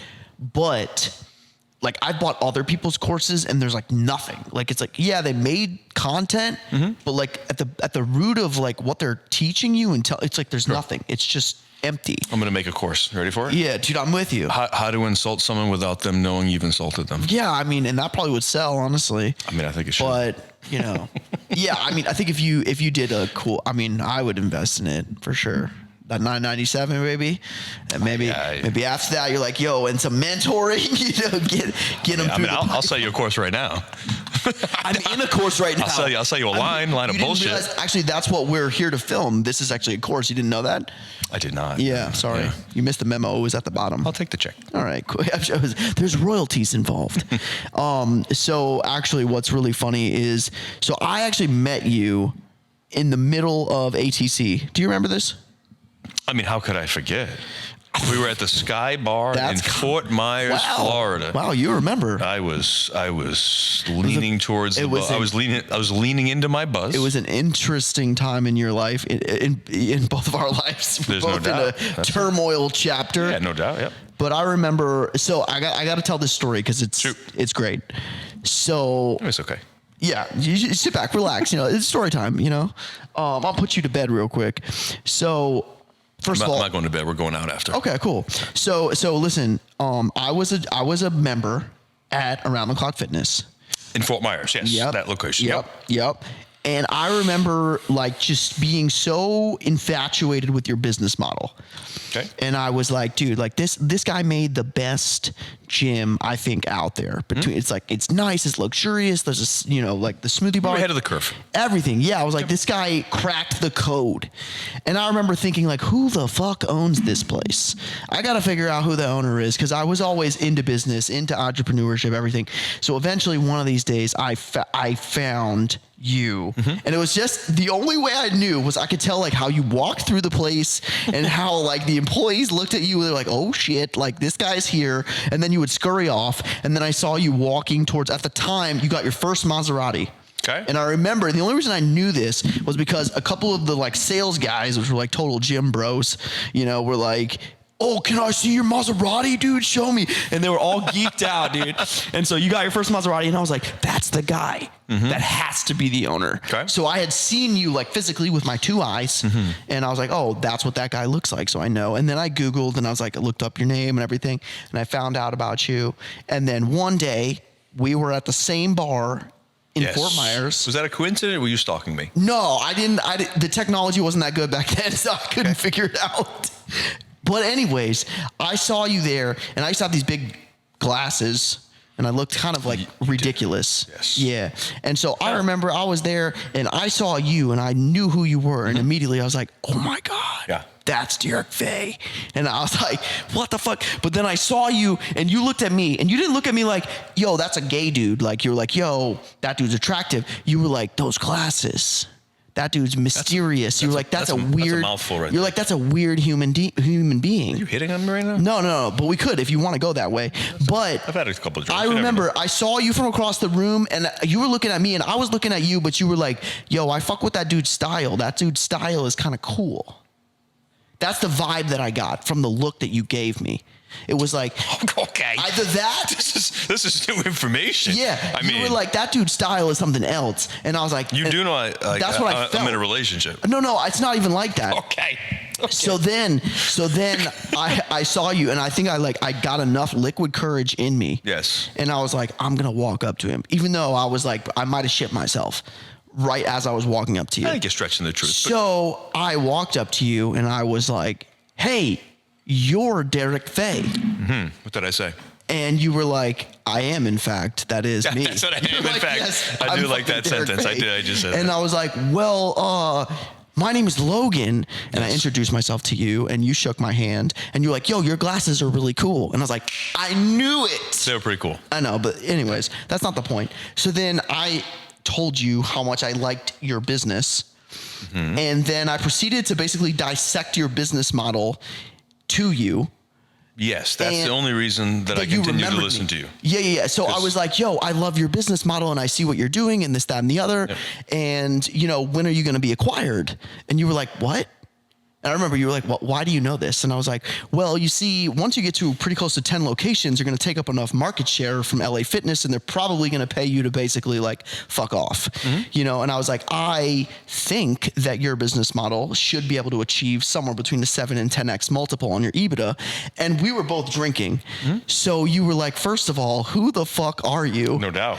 And I just remember it was so cool. You just like whipped out your phone, and you're like, put put your number in my phone. right. We're talking Monday morning. That's right. And we kept going through the numbers, and I think I guessed pretty close to what you guys were making. You did. Yeah, and it was pretty cool, and we just hit it off, and we kept drinking and whatever. But the best part about the whole thing was I was so geeked out that I somehow got your number, and I was like, dude, I'm in the scene. Like, I got it, right? The next morning, I called you. You did. At like 11 in the morning, so I gave you time to wake up. Yeah, I was still hungover. Yeah, and so I remember the best part. I called him, and I'm like, oh, it's me from last night, Logan. And you're like, who? I mean, you probably woke me up. The best part, like, about the whole thing is he literally did not even remember talking to me. But there's some good information. You kind of did. No, of course I did. I was just being a dick. But you still let me like come book an appointment and see you the next. Yeah, but I mean, listen, there's some valuable stuff in what you just said, right? So, on a regular basis, people would come up to me and say nonsense, or you prepared yourself. You put research into it. You put thought into it, and so for me, what I'm always looking for is someone that is looking for the next level. Yeah. I feel I have a responsibility because of what I have achieved and what I have been given in life, that I have an inherent desire and responsibility to give back to the next generation, something that was never given to me. I had to fight my way through. I had to fuck up. I had to navigate and do all these things. And so when someone comes to me prepared with valid questions, with valid insight, what did I do? I gave you my phone. Yeah. Because I respected the hustle. Yeah. I saw myself in you, of course, a better looking version. Yeah, I won't even refute that. I've been waiting for 25 minutes to say that, just so we're purple clear. Hair. But no, listen, you left an impression. Yeah. And so for everyone out there, how do I meet this person? I know he's successful. Yeah. What do I do? Fucking prepare. Yeah. That's what you do. You don't show up and go, I want to be rich, or I don't know what I want to do. Well, I can't help you. So you need to lean into, you need to do some research. Yeah. You need to add value. You need to understand and demonstrate what you want. Yeah. But by the way, some guys in my position are not going to give you anything. So know your audience. Yeah. You can't get blood from a stone. No. So if I had acted a different way, then sometimes you just got to move on to the next guy. But there's always going to be someone out there. I am not an anomaly. There are a lot of really, really good successful men and women out there that have a burning desire to help. Yeah. Right. And so back full circle. My desire in doing this stuff is to encourage the people like me. Yeah. When I was in that position and thought, man, if I do the social media thing, I'm going to kind of like dilute my credibility. No, actually you're not. Yeah. And if you do, who gives a shit? Right. The value of what I'm doing is giving real usable information to young men and women that can actually use it and move forward. Yeah, and I think, the other part of that, like to kind of add to what you were saying in terms of there's such a balance too, because I think a lot of people, when they try to add a relationship like someone like you, I want to have these people in my sphere. They go right into what's the pitch, what's the how do we 100%. Yeah, and it's like for me, like relax, slow down. Yeah, chill and build a relationship. 100%. And for me, I've had a good balance of being around people like yourself, and I feel like there's always opportunities where we'll be able to make money together. But for me, I care a lot about the relationship. And I know that because of, our history. But I also think your hardest commodity to come by is real, legitimate, authentic friendship and people that you can actually trust in your life. And for me, that needs to come before anything that has to do with money. And there was a chance, dude, we could have not even liked each other, but I really vibed with your personality and your, the things that you stand by. And for me, it was like, dude, we spent years building a relationship. We did.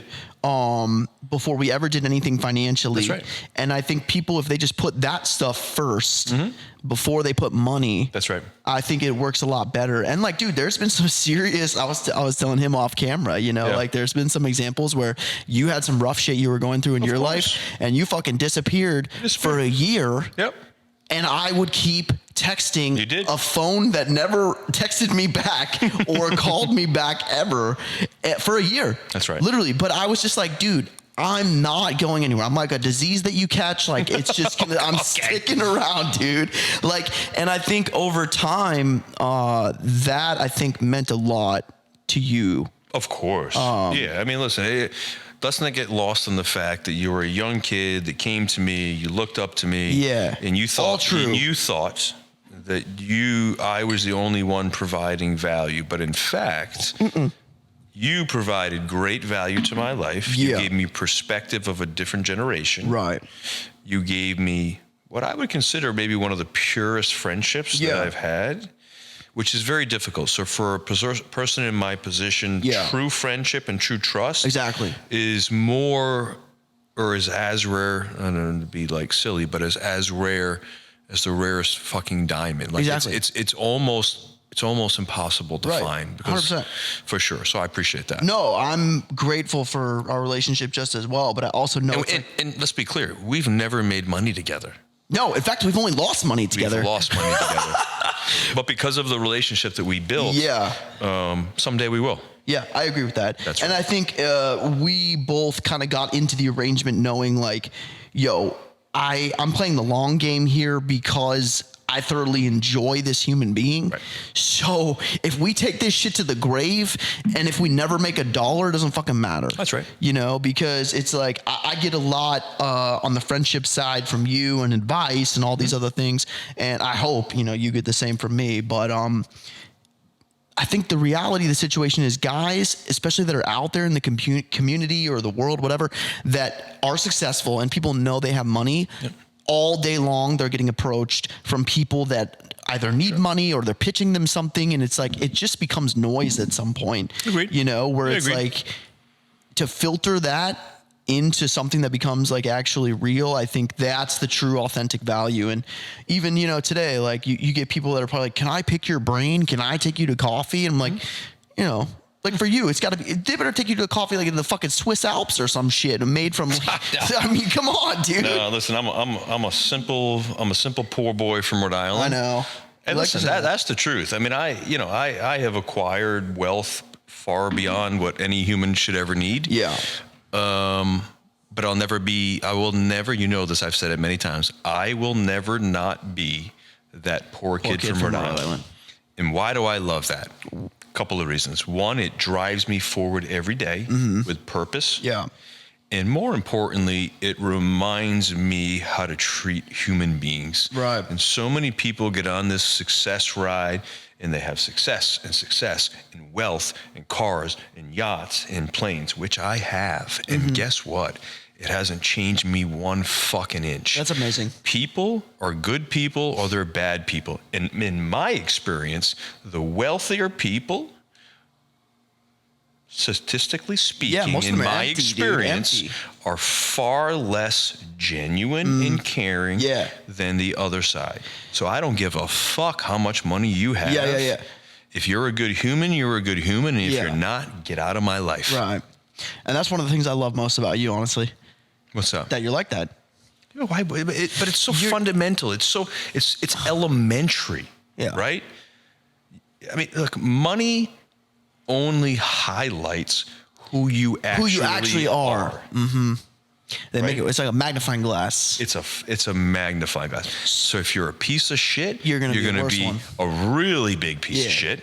And if you're a good, caring person who actually wants to do good in this world, then when you get money, it empowers you and enables you to do so. And that's it. Okay, two questions. What's been some of the coolest shit you've done with your success and wealth and money and whatever? Okay. But also, like, how have you handled that and balanced, like, the money, the wealth, like all of those things, you know, because you came from absolutely nothing.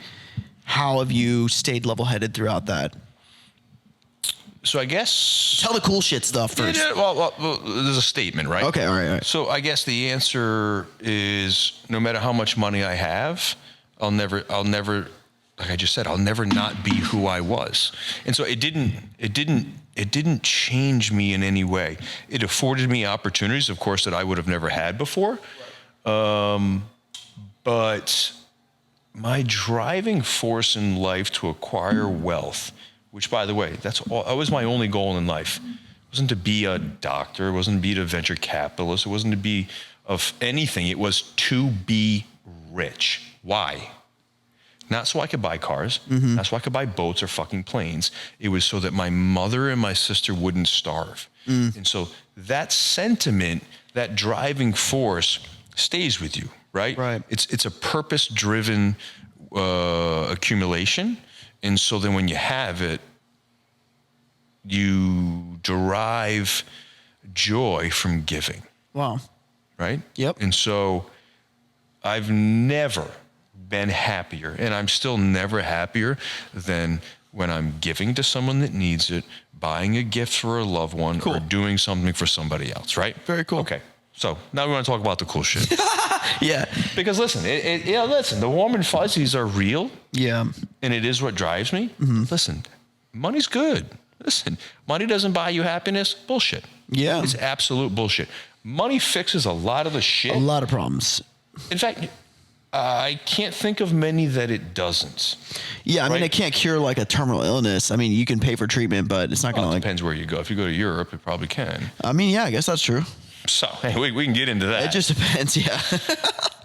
Circumstantial. I mean, you know, I've done a lot of really cool stuff. I mean, listen, I have the cars. We do the yachts, the private jets, all that stuff is, I mean, listen, let's not pretend. It's fucking great. I love how he moves closer to the microphone. Well, He's listen, like, money's fucking great. Let's not be embarrassed Yeah. about having amazing experiences Yeah. in life. Because so many people think that by someone saying, I'd love being rich. Right. I'd love having a Rolls Royce. I'd love flying private. That Right. doesn't make you a It is cocky so much individual. better.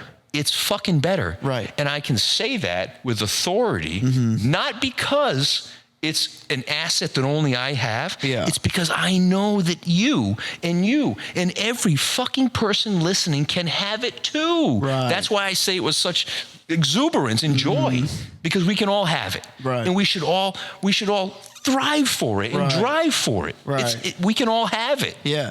No, I mean, there's no limits to it all. So about the cool shit that you've Okay. done. It's All right. like he's got into a lot of principles, but nothing about the actual stories. How you want to start in the present or the Well, past? what in your head, like, what do you think is some of the coolest shit you've done because of? So for me, experiences are always better than Yeah, 100%. than liabilities. Memories. Liabilities being cars, Yeah, boats, yeah. planes, Yeah. right? Okay, so most recently, Chandra and I, my love, my woman, my partner, my future fiance, we went to St. Bart's. Oh shit, he dropped that too. Wow, damn. We're gonna have to have her watch this whole episode, and we're gonna put that all the way at the end. She's actually like an hour away, and she heard it. She's like, So we went to St. Bart's with a group of really great people. We stayed in Jay-Z and Beyonce's home. what? That's Yeah. crazy. Is it? Wait, hold on. There's like, you're supposed to say Saint Barths, or it's like a special way to say it, right? I can say however I want to say Okay, it. cool. Yeah, you're like, yo, if I rented the crib, I can say it. But this country's mine. So we were there for 7 days. It was $150,000 for the week for the home. That's pesos, right? It's not pesos. Yeah, not pesos. Worth every goddamn penny. Really? One of the most magnificent homes I've ever stayed in. Wow. Up on a mountain, infinity pool overlooking St. Damn. Barth's. St. Paul's. Yes.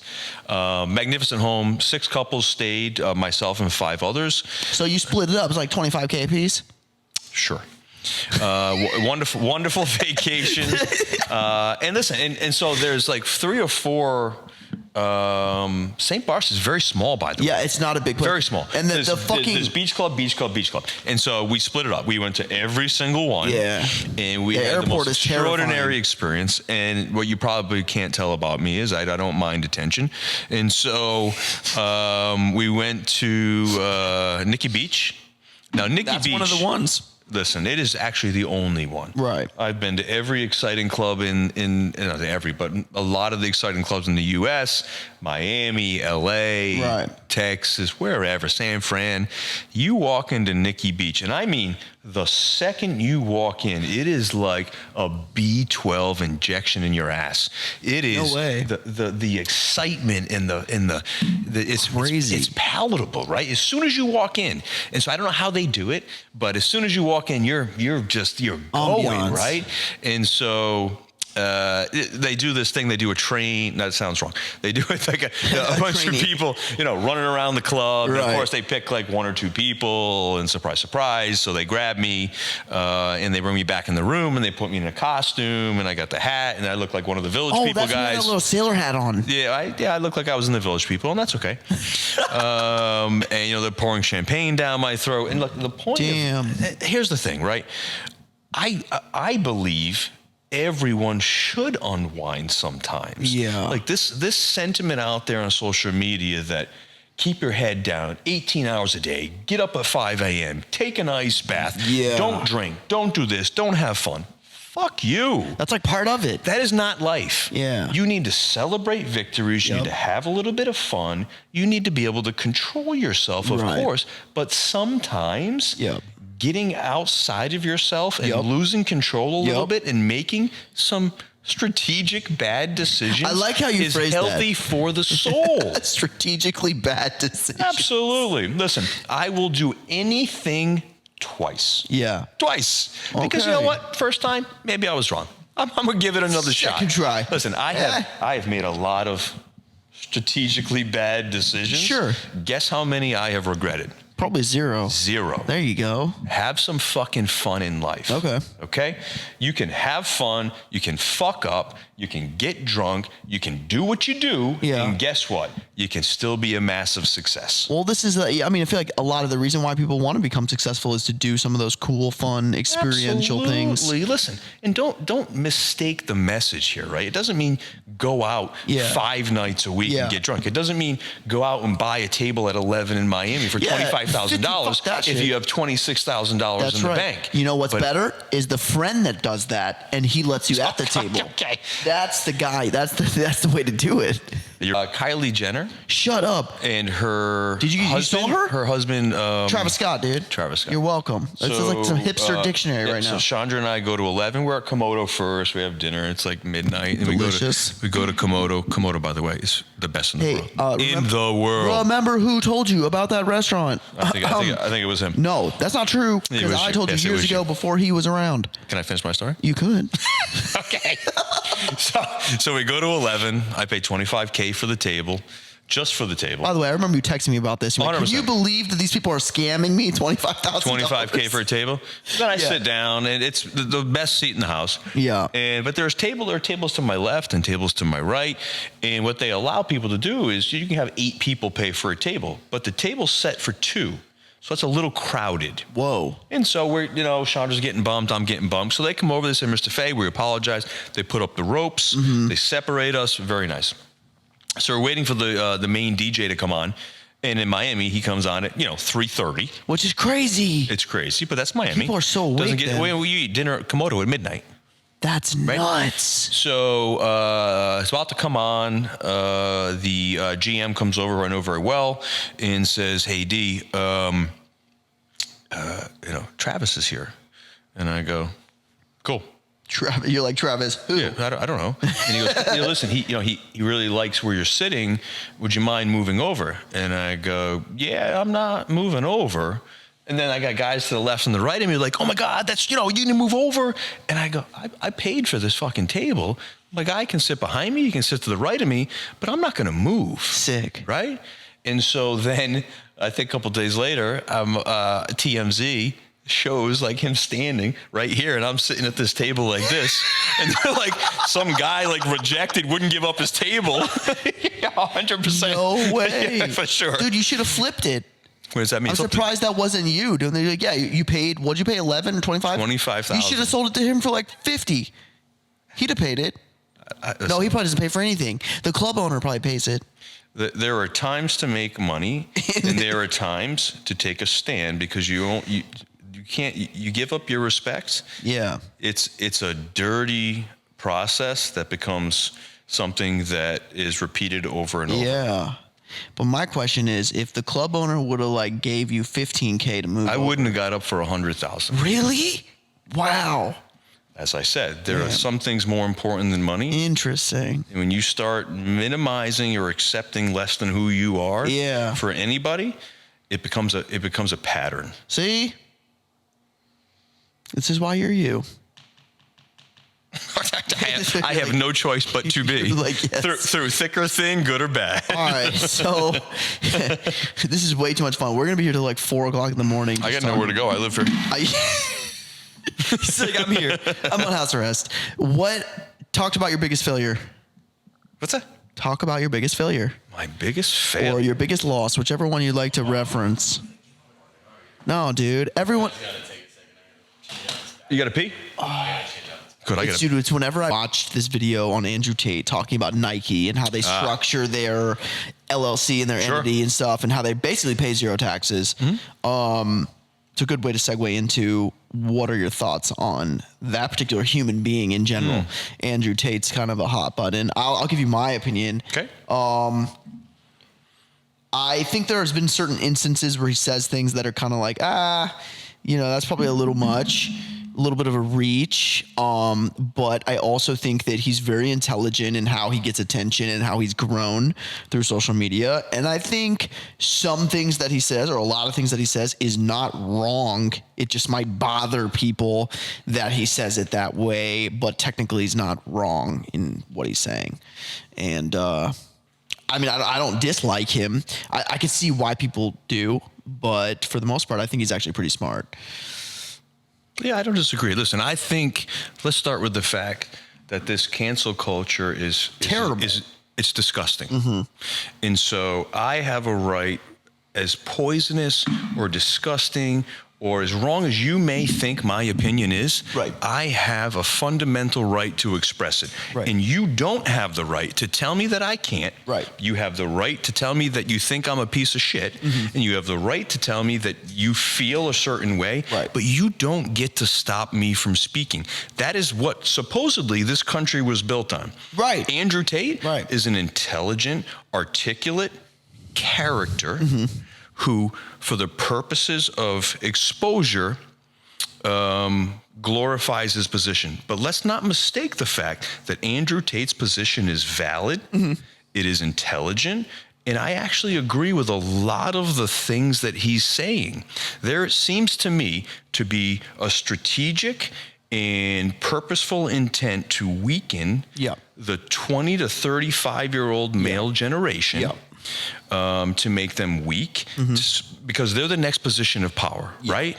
So the idea that being a man, and let's identify what that means. For me, open the door for a woman, buying dinner for a woman, all of these things now are considered being a toxic male is absolutely fucking ridiculous to me. It is not. It will never be in my mind.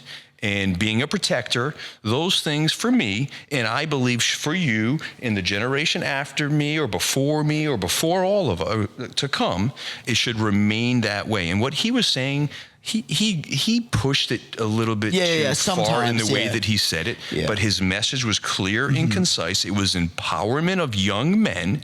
Take control of your life, protect your woman, provide for your family, and get out of the fucking matrix. Which, by the way, is 100% true. Yeah, and the matrix is a lot of a trap nowadays. It's pretty crazy. And with that, what is harder? Is it harder to grow companies and make them big and successful, or is it harder to raise daughters? And what is your thoughts on parenting? What kind of parent is Derik Fay? Listen, it's well, it's actually, it doesn't help that your daughters are mad smart. It's not hard to raise daughters. In fact, having daughters is the single most amazing and transformative experience I've ever had in my life. Really? Okay, cool. Yeah. We talked about my childhood, how it made me who I am. Totally different. I would put that on a shelf and say that having two daughters actually is what transformed me into the man that I am now in such a positive way. Like what? In what regards? What? Well, listen, I think when you have children, you get what you need, right? And so I needed girls. I needed to have daughters, right? It humbled me. It grounded me, and it taught me how to put myself second, right? And I think as a man, that's a very valuable lesson. Sure. So in business, you need to have an ego. You need to be strong. You need to have superior confidence in yourself. And then when you have a daughter or a son, you need to understand the value that putting yourself second and taking a beat, taking a knee, is actually the definition of what a man is. And so there are a lot of things that make a man, but I think pause, calmness, and understanding that you're not the most important thing. Yeah. When you have a child. Yeah. It's a very humbling and empowering at the same time a situation. What do you think has been the hardest thing to learn about being a parent? What's been the biggest hurdle or adjustment that you've had to make? It was intuitive for me. What I mean by that is I didn't have a great childhood, and so I led with the opposite of what I experienced. Yeah, you're like, just don't do that, and I should be okay. Right. Right. Listen, I think like I say this, but I think the mistake that parents make is they think that they control or own their child. And so for me, I've taken the approach that my children are my peers. Yeah. I'm here to guide them. I'm here to give them information. And I think there's such a mistake where parents lie to their children about who they are. Right. I tell my children, I told my daughter's in the other room listening right now. Yeah, so when you say who they are, you mean you or the kid? Me. You. Okay, Listen, cool. I've got drunk. I've fucked up. I've done drugs. Yeah. I've made mistakes. I regret them. Here's why. Here was my experience. Right. And guess what? If you want honesty and truth from your child and you're not willing to give it to them, The same thing, right. then you're never going to get it. That makes And sense. why would you ever think that you should? They know that you're lying. Right. They know that you're not perfect. And by the way, if you're not a billionaire and you're telling your child there's only one way to do something, Sure. you are wrong. You're wrong. Right. So give your child the best advice you can give, Right. and then asterisk and say, this is the limited advice that I have based on what I've done. Your experiences. And here's what I know. Here's what I know about my daughters.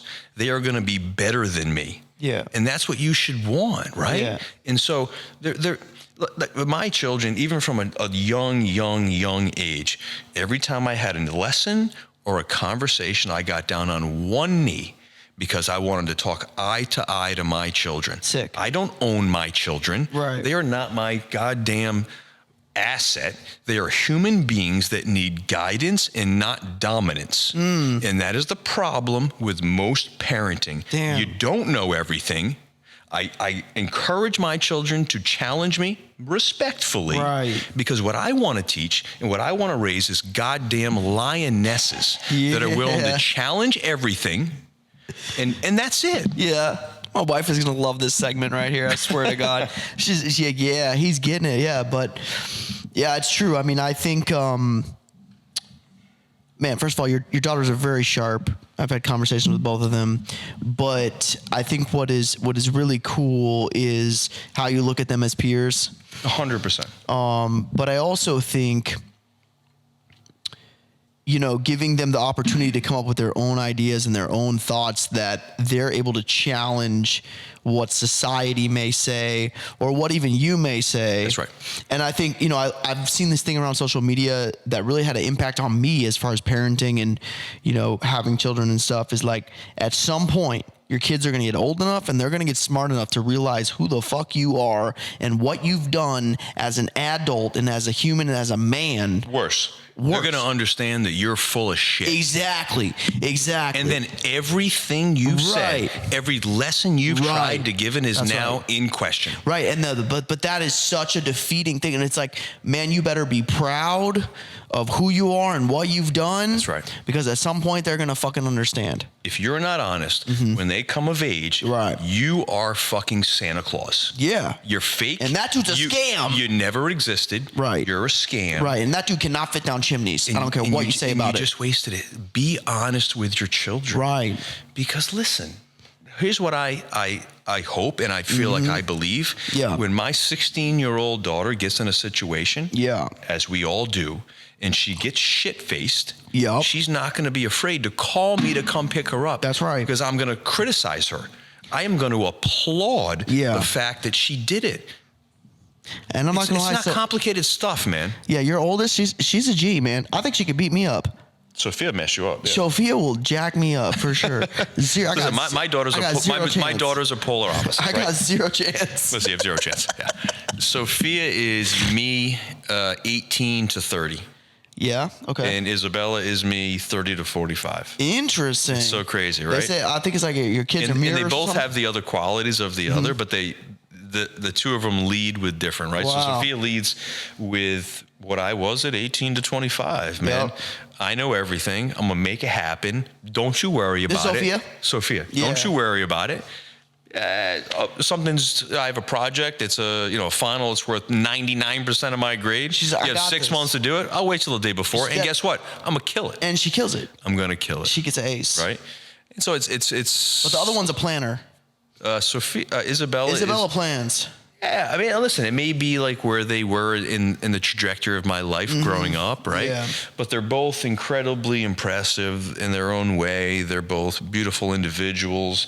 Couldn't be more proud of them. And listen, being a parent maybe is the greatest gift you can have in life. So don't fuck it up. I'm excited. I'm excited to have a kid at some point. I'm a giant kid. I'm like, I refuse to grow up. So I feel like I'll be pretty good. But I'm somewhat decent of a leader. Listen, choose your arguments, man. Yeah. Like, should you have your room clean? Sure. But guess what? Does it really matter that much? Those 2 rooms are not very clean. And guess what? That's not going to have any impact on what they do in life. Totally. I choose my discussions to be focused on things more important. Do I say clean your room? Of course I do. But ultimately, who gives a shit? In fact, there are studies that show if you have a messy room, it means you're a smarter person. We're going to get into that. Yeah. But the point is, don't focus on the small shit just because you feel like that's what you're supposed to do. Or worse, that's what my parent did. Cool. How'd that work out for you? Yeah, exactly. Change the game. You're here, right? Change the game. So I was involved in a project with Elon Musk, right? So he says Elon. Listen, say his fucking name correctly. Everyone says Elon. Well, everyone else is wrong. Do some work. Do some research. All right, dude. All right, we'll go with Elon. Okay, fair enough. Elon Musk, your friend. And so he has a school called Ad Australia. Okay, it is probably the closest thing to what an appropriate school for children should be. And so he gave an opportunity to my youngest daughter, because it's age specific, to apply to the school. And the application for the school is fucking brilliant. There are 3 different videos that these children watch, and it's a problem-solving video. This is the application. He's big on problem-solving stuff. But that's life, right? Yeah, that's life's a giant problem. That's right. So there's 3 explorers. This happened, what do you do? So the point of the story is, right, so it's the fun, life is not very difficult, right? So you need to wash away everything that you were taught to some degree. Think about, as a parent, what were the things as a child that really added value to my life from my parents? What are the things that I didn't? It's like me coming from abusive. What parents do is what most people do coming from an abusive family or relationship. They perpetuate it. Are you kidding me? That would be like, statistically speaking, I should be an abuser. But of course I'm not. Why would I ever do what hurt me so much? Right. But parenting is the same thing. You perpetuate the things that were done to you that have made you feel insecure, unwanted, and unhappy. Yeah. Come on, people. Yeah. Slow down. Yeah. Breathe. Change the game. Treat your children the way you want to be treated. Right. This is not rocket science. Yeah, or a lot of times I think what you see is the opposite, right? So like parents are trying to protect themselves so much from what they experienced as a kid that the behavior mechanism and the patterns they develop is almost just as bad. 100%. Because they're trying to protect themselves from what happened to them. Sure. But then how they react with their kids is, it's almost like a protection mechanism, but it's worse Sure. or just as equally as bad. Most disgusting thing I see as a parent is parents that compete with their child. Yeah, it's not supposed to be like that. Or discourage their child. Listen, if your child tells you they want to be a goddamn rock star, buy them a drum set, put them in music lessons, and celebrate what they want. Yeah. Don't tell them it's impossible. Don't tell them to have a plan B. Yeah, the whole realistic thing. Go all for it. Go for it. Yeah. Achieve your dream. Whether they do or not, you're setting an example of anything is possible. You can do it. And then let them figure out whether it happens or not. Yeah. No, I mean, I think the worst thing that can happen is like people that constantly just always feel like they need to be realistic. Or what does it even mean? I know, exactly. Well, what's realistic nowadays, you know? But it's pathetic. But I think that's what realistic is. Realistic is pathetic. Well, what I see is I think you know, people that grew up and they had parents that just they were designed to keep them safe, and they're like, just stay safe, you know, be realistic, you know, all these things, and then it ends up translating to when they have kids, like if their kids want to be a dreamer or they want to have these cool ideas, it's like, no, stay safe. Safety is the number one priority. You know, I think fear is what that's driven out of 100%. It's an interesting topic, right? So from time to time, I have a plethora of individuals, celebrities, executives that come to me with opportunities. Most recently, Phil Heath, 7-time Mr. Olympia. By the way, as just a student of the game, I love the gym. Like, what an honor to be approached. Because you love that stuff. I love it. Listen, gym. By the way, not only do I love it, it is a building block for everyone that's listening. That if you're not going to the gym, if you don't have a physical health regimen, you're missing the boat. From a depression standpoint, 100%. from a mental, we can get into that whole story, right? But so anyway, massively successful, one of the most successful bodybuilders in the world. How did this guy come to you? Did he find you on social media or what? Yeah, so I have a very healthy deal flow. I am one of the most well-known unknown individuals in the world, right? So the known unknown. Unknown, well-known, right? And why is that? The answer, simply put, is I make people money. That's it. And listen, it's just like adding value, right? I add value. If you have a project, if you have a desire, I see the angle, I see the approach, I can execute, and we're going to make money. And so Phil saw that through one of his main agents, and we've communicated, and there's a great JV that is going to be occurring. I can't give too much information, but I think he's going to transition from the touring to more of a personalized setting where people can directly explore his expertise in what he does, and his information is vast. And he's a guy like myself or you that he's not one-dimensional, right? So, okay, I'm a gym guy. No, I'm not. He's a bodybuilder. No, he's not. Yeah. That's just what he did. That's how you know him. Right. There's so much more value, and so for me, that's what I see. Because if he was one-dimensional, I wouldn't invest in what he's doing. Sure. So I think in the coming months, people are going to see a different side of Phil that'll be really exciting. That's really cool. Yeah. Yeah, I definitely know the name, and I think I've seen some of his YouTube videos and stuff and how he trains. Yeah, and he trains with The Rock all the time.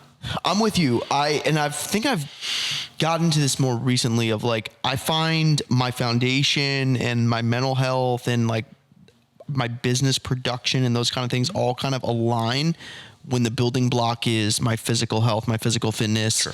And when I start with that, everything else kind of like falls into place. It's been like a really good thing for me. Of course it does. I'm not like shredded like you know, like I'm not like a cheese grater, but I'm not going to disagree with that. Yeah. I wouldn't suggest that you do because it would be factually inaccurate. I mean, listen, our body is the car that gets us to where we're going, right? Yeah. And so... But it's such a mental thing too. There's so much to it, right? Yeah, And everyone thinks I'm crazy, but like, if you come to me and what do I do first? Do you work out? Do you dedicate In time? the morning, yeah. And the answer is no, then that's where you start. That is where you start. Go to the gym. If you're depressed, go to the gym. Yeah. If you're sad, go to the gym. It makes a big difference. If you don't like how you feel about yourself, go to the gym. There's that guy. What is that guy with the long blonde hair? He fucking swings the thing around. Go to the fucking gym. Guess what? He's right. He's right. Go to the fucking gym. Yeah, he just doesn't look like he'd be right. But he is. Speaking of being right, this podcast was the right decision. And this interview was definitely the right decision, but every good thing at some point will come to an end. Sadly, my friend. And as much as I would love to sit here and keep talking till about 4 a.m, which I'm willing to do. We've been talking for 2.5 hours. I am my favorite topic. And I just would like to thank you so much for your time. My brother. Thank you. It's been an absolute pleasure. Love you, brother. You as well. Thank you so much. My man. Amazing.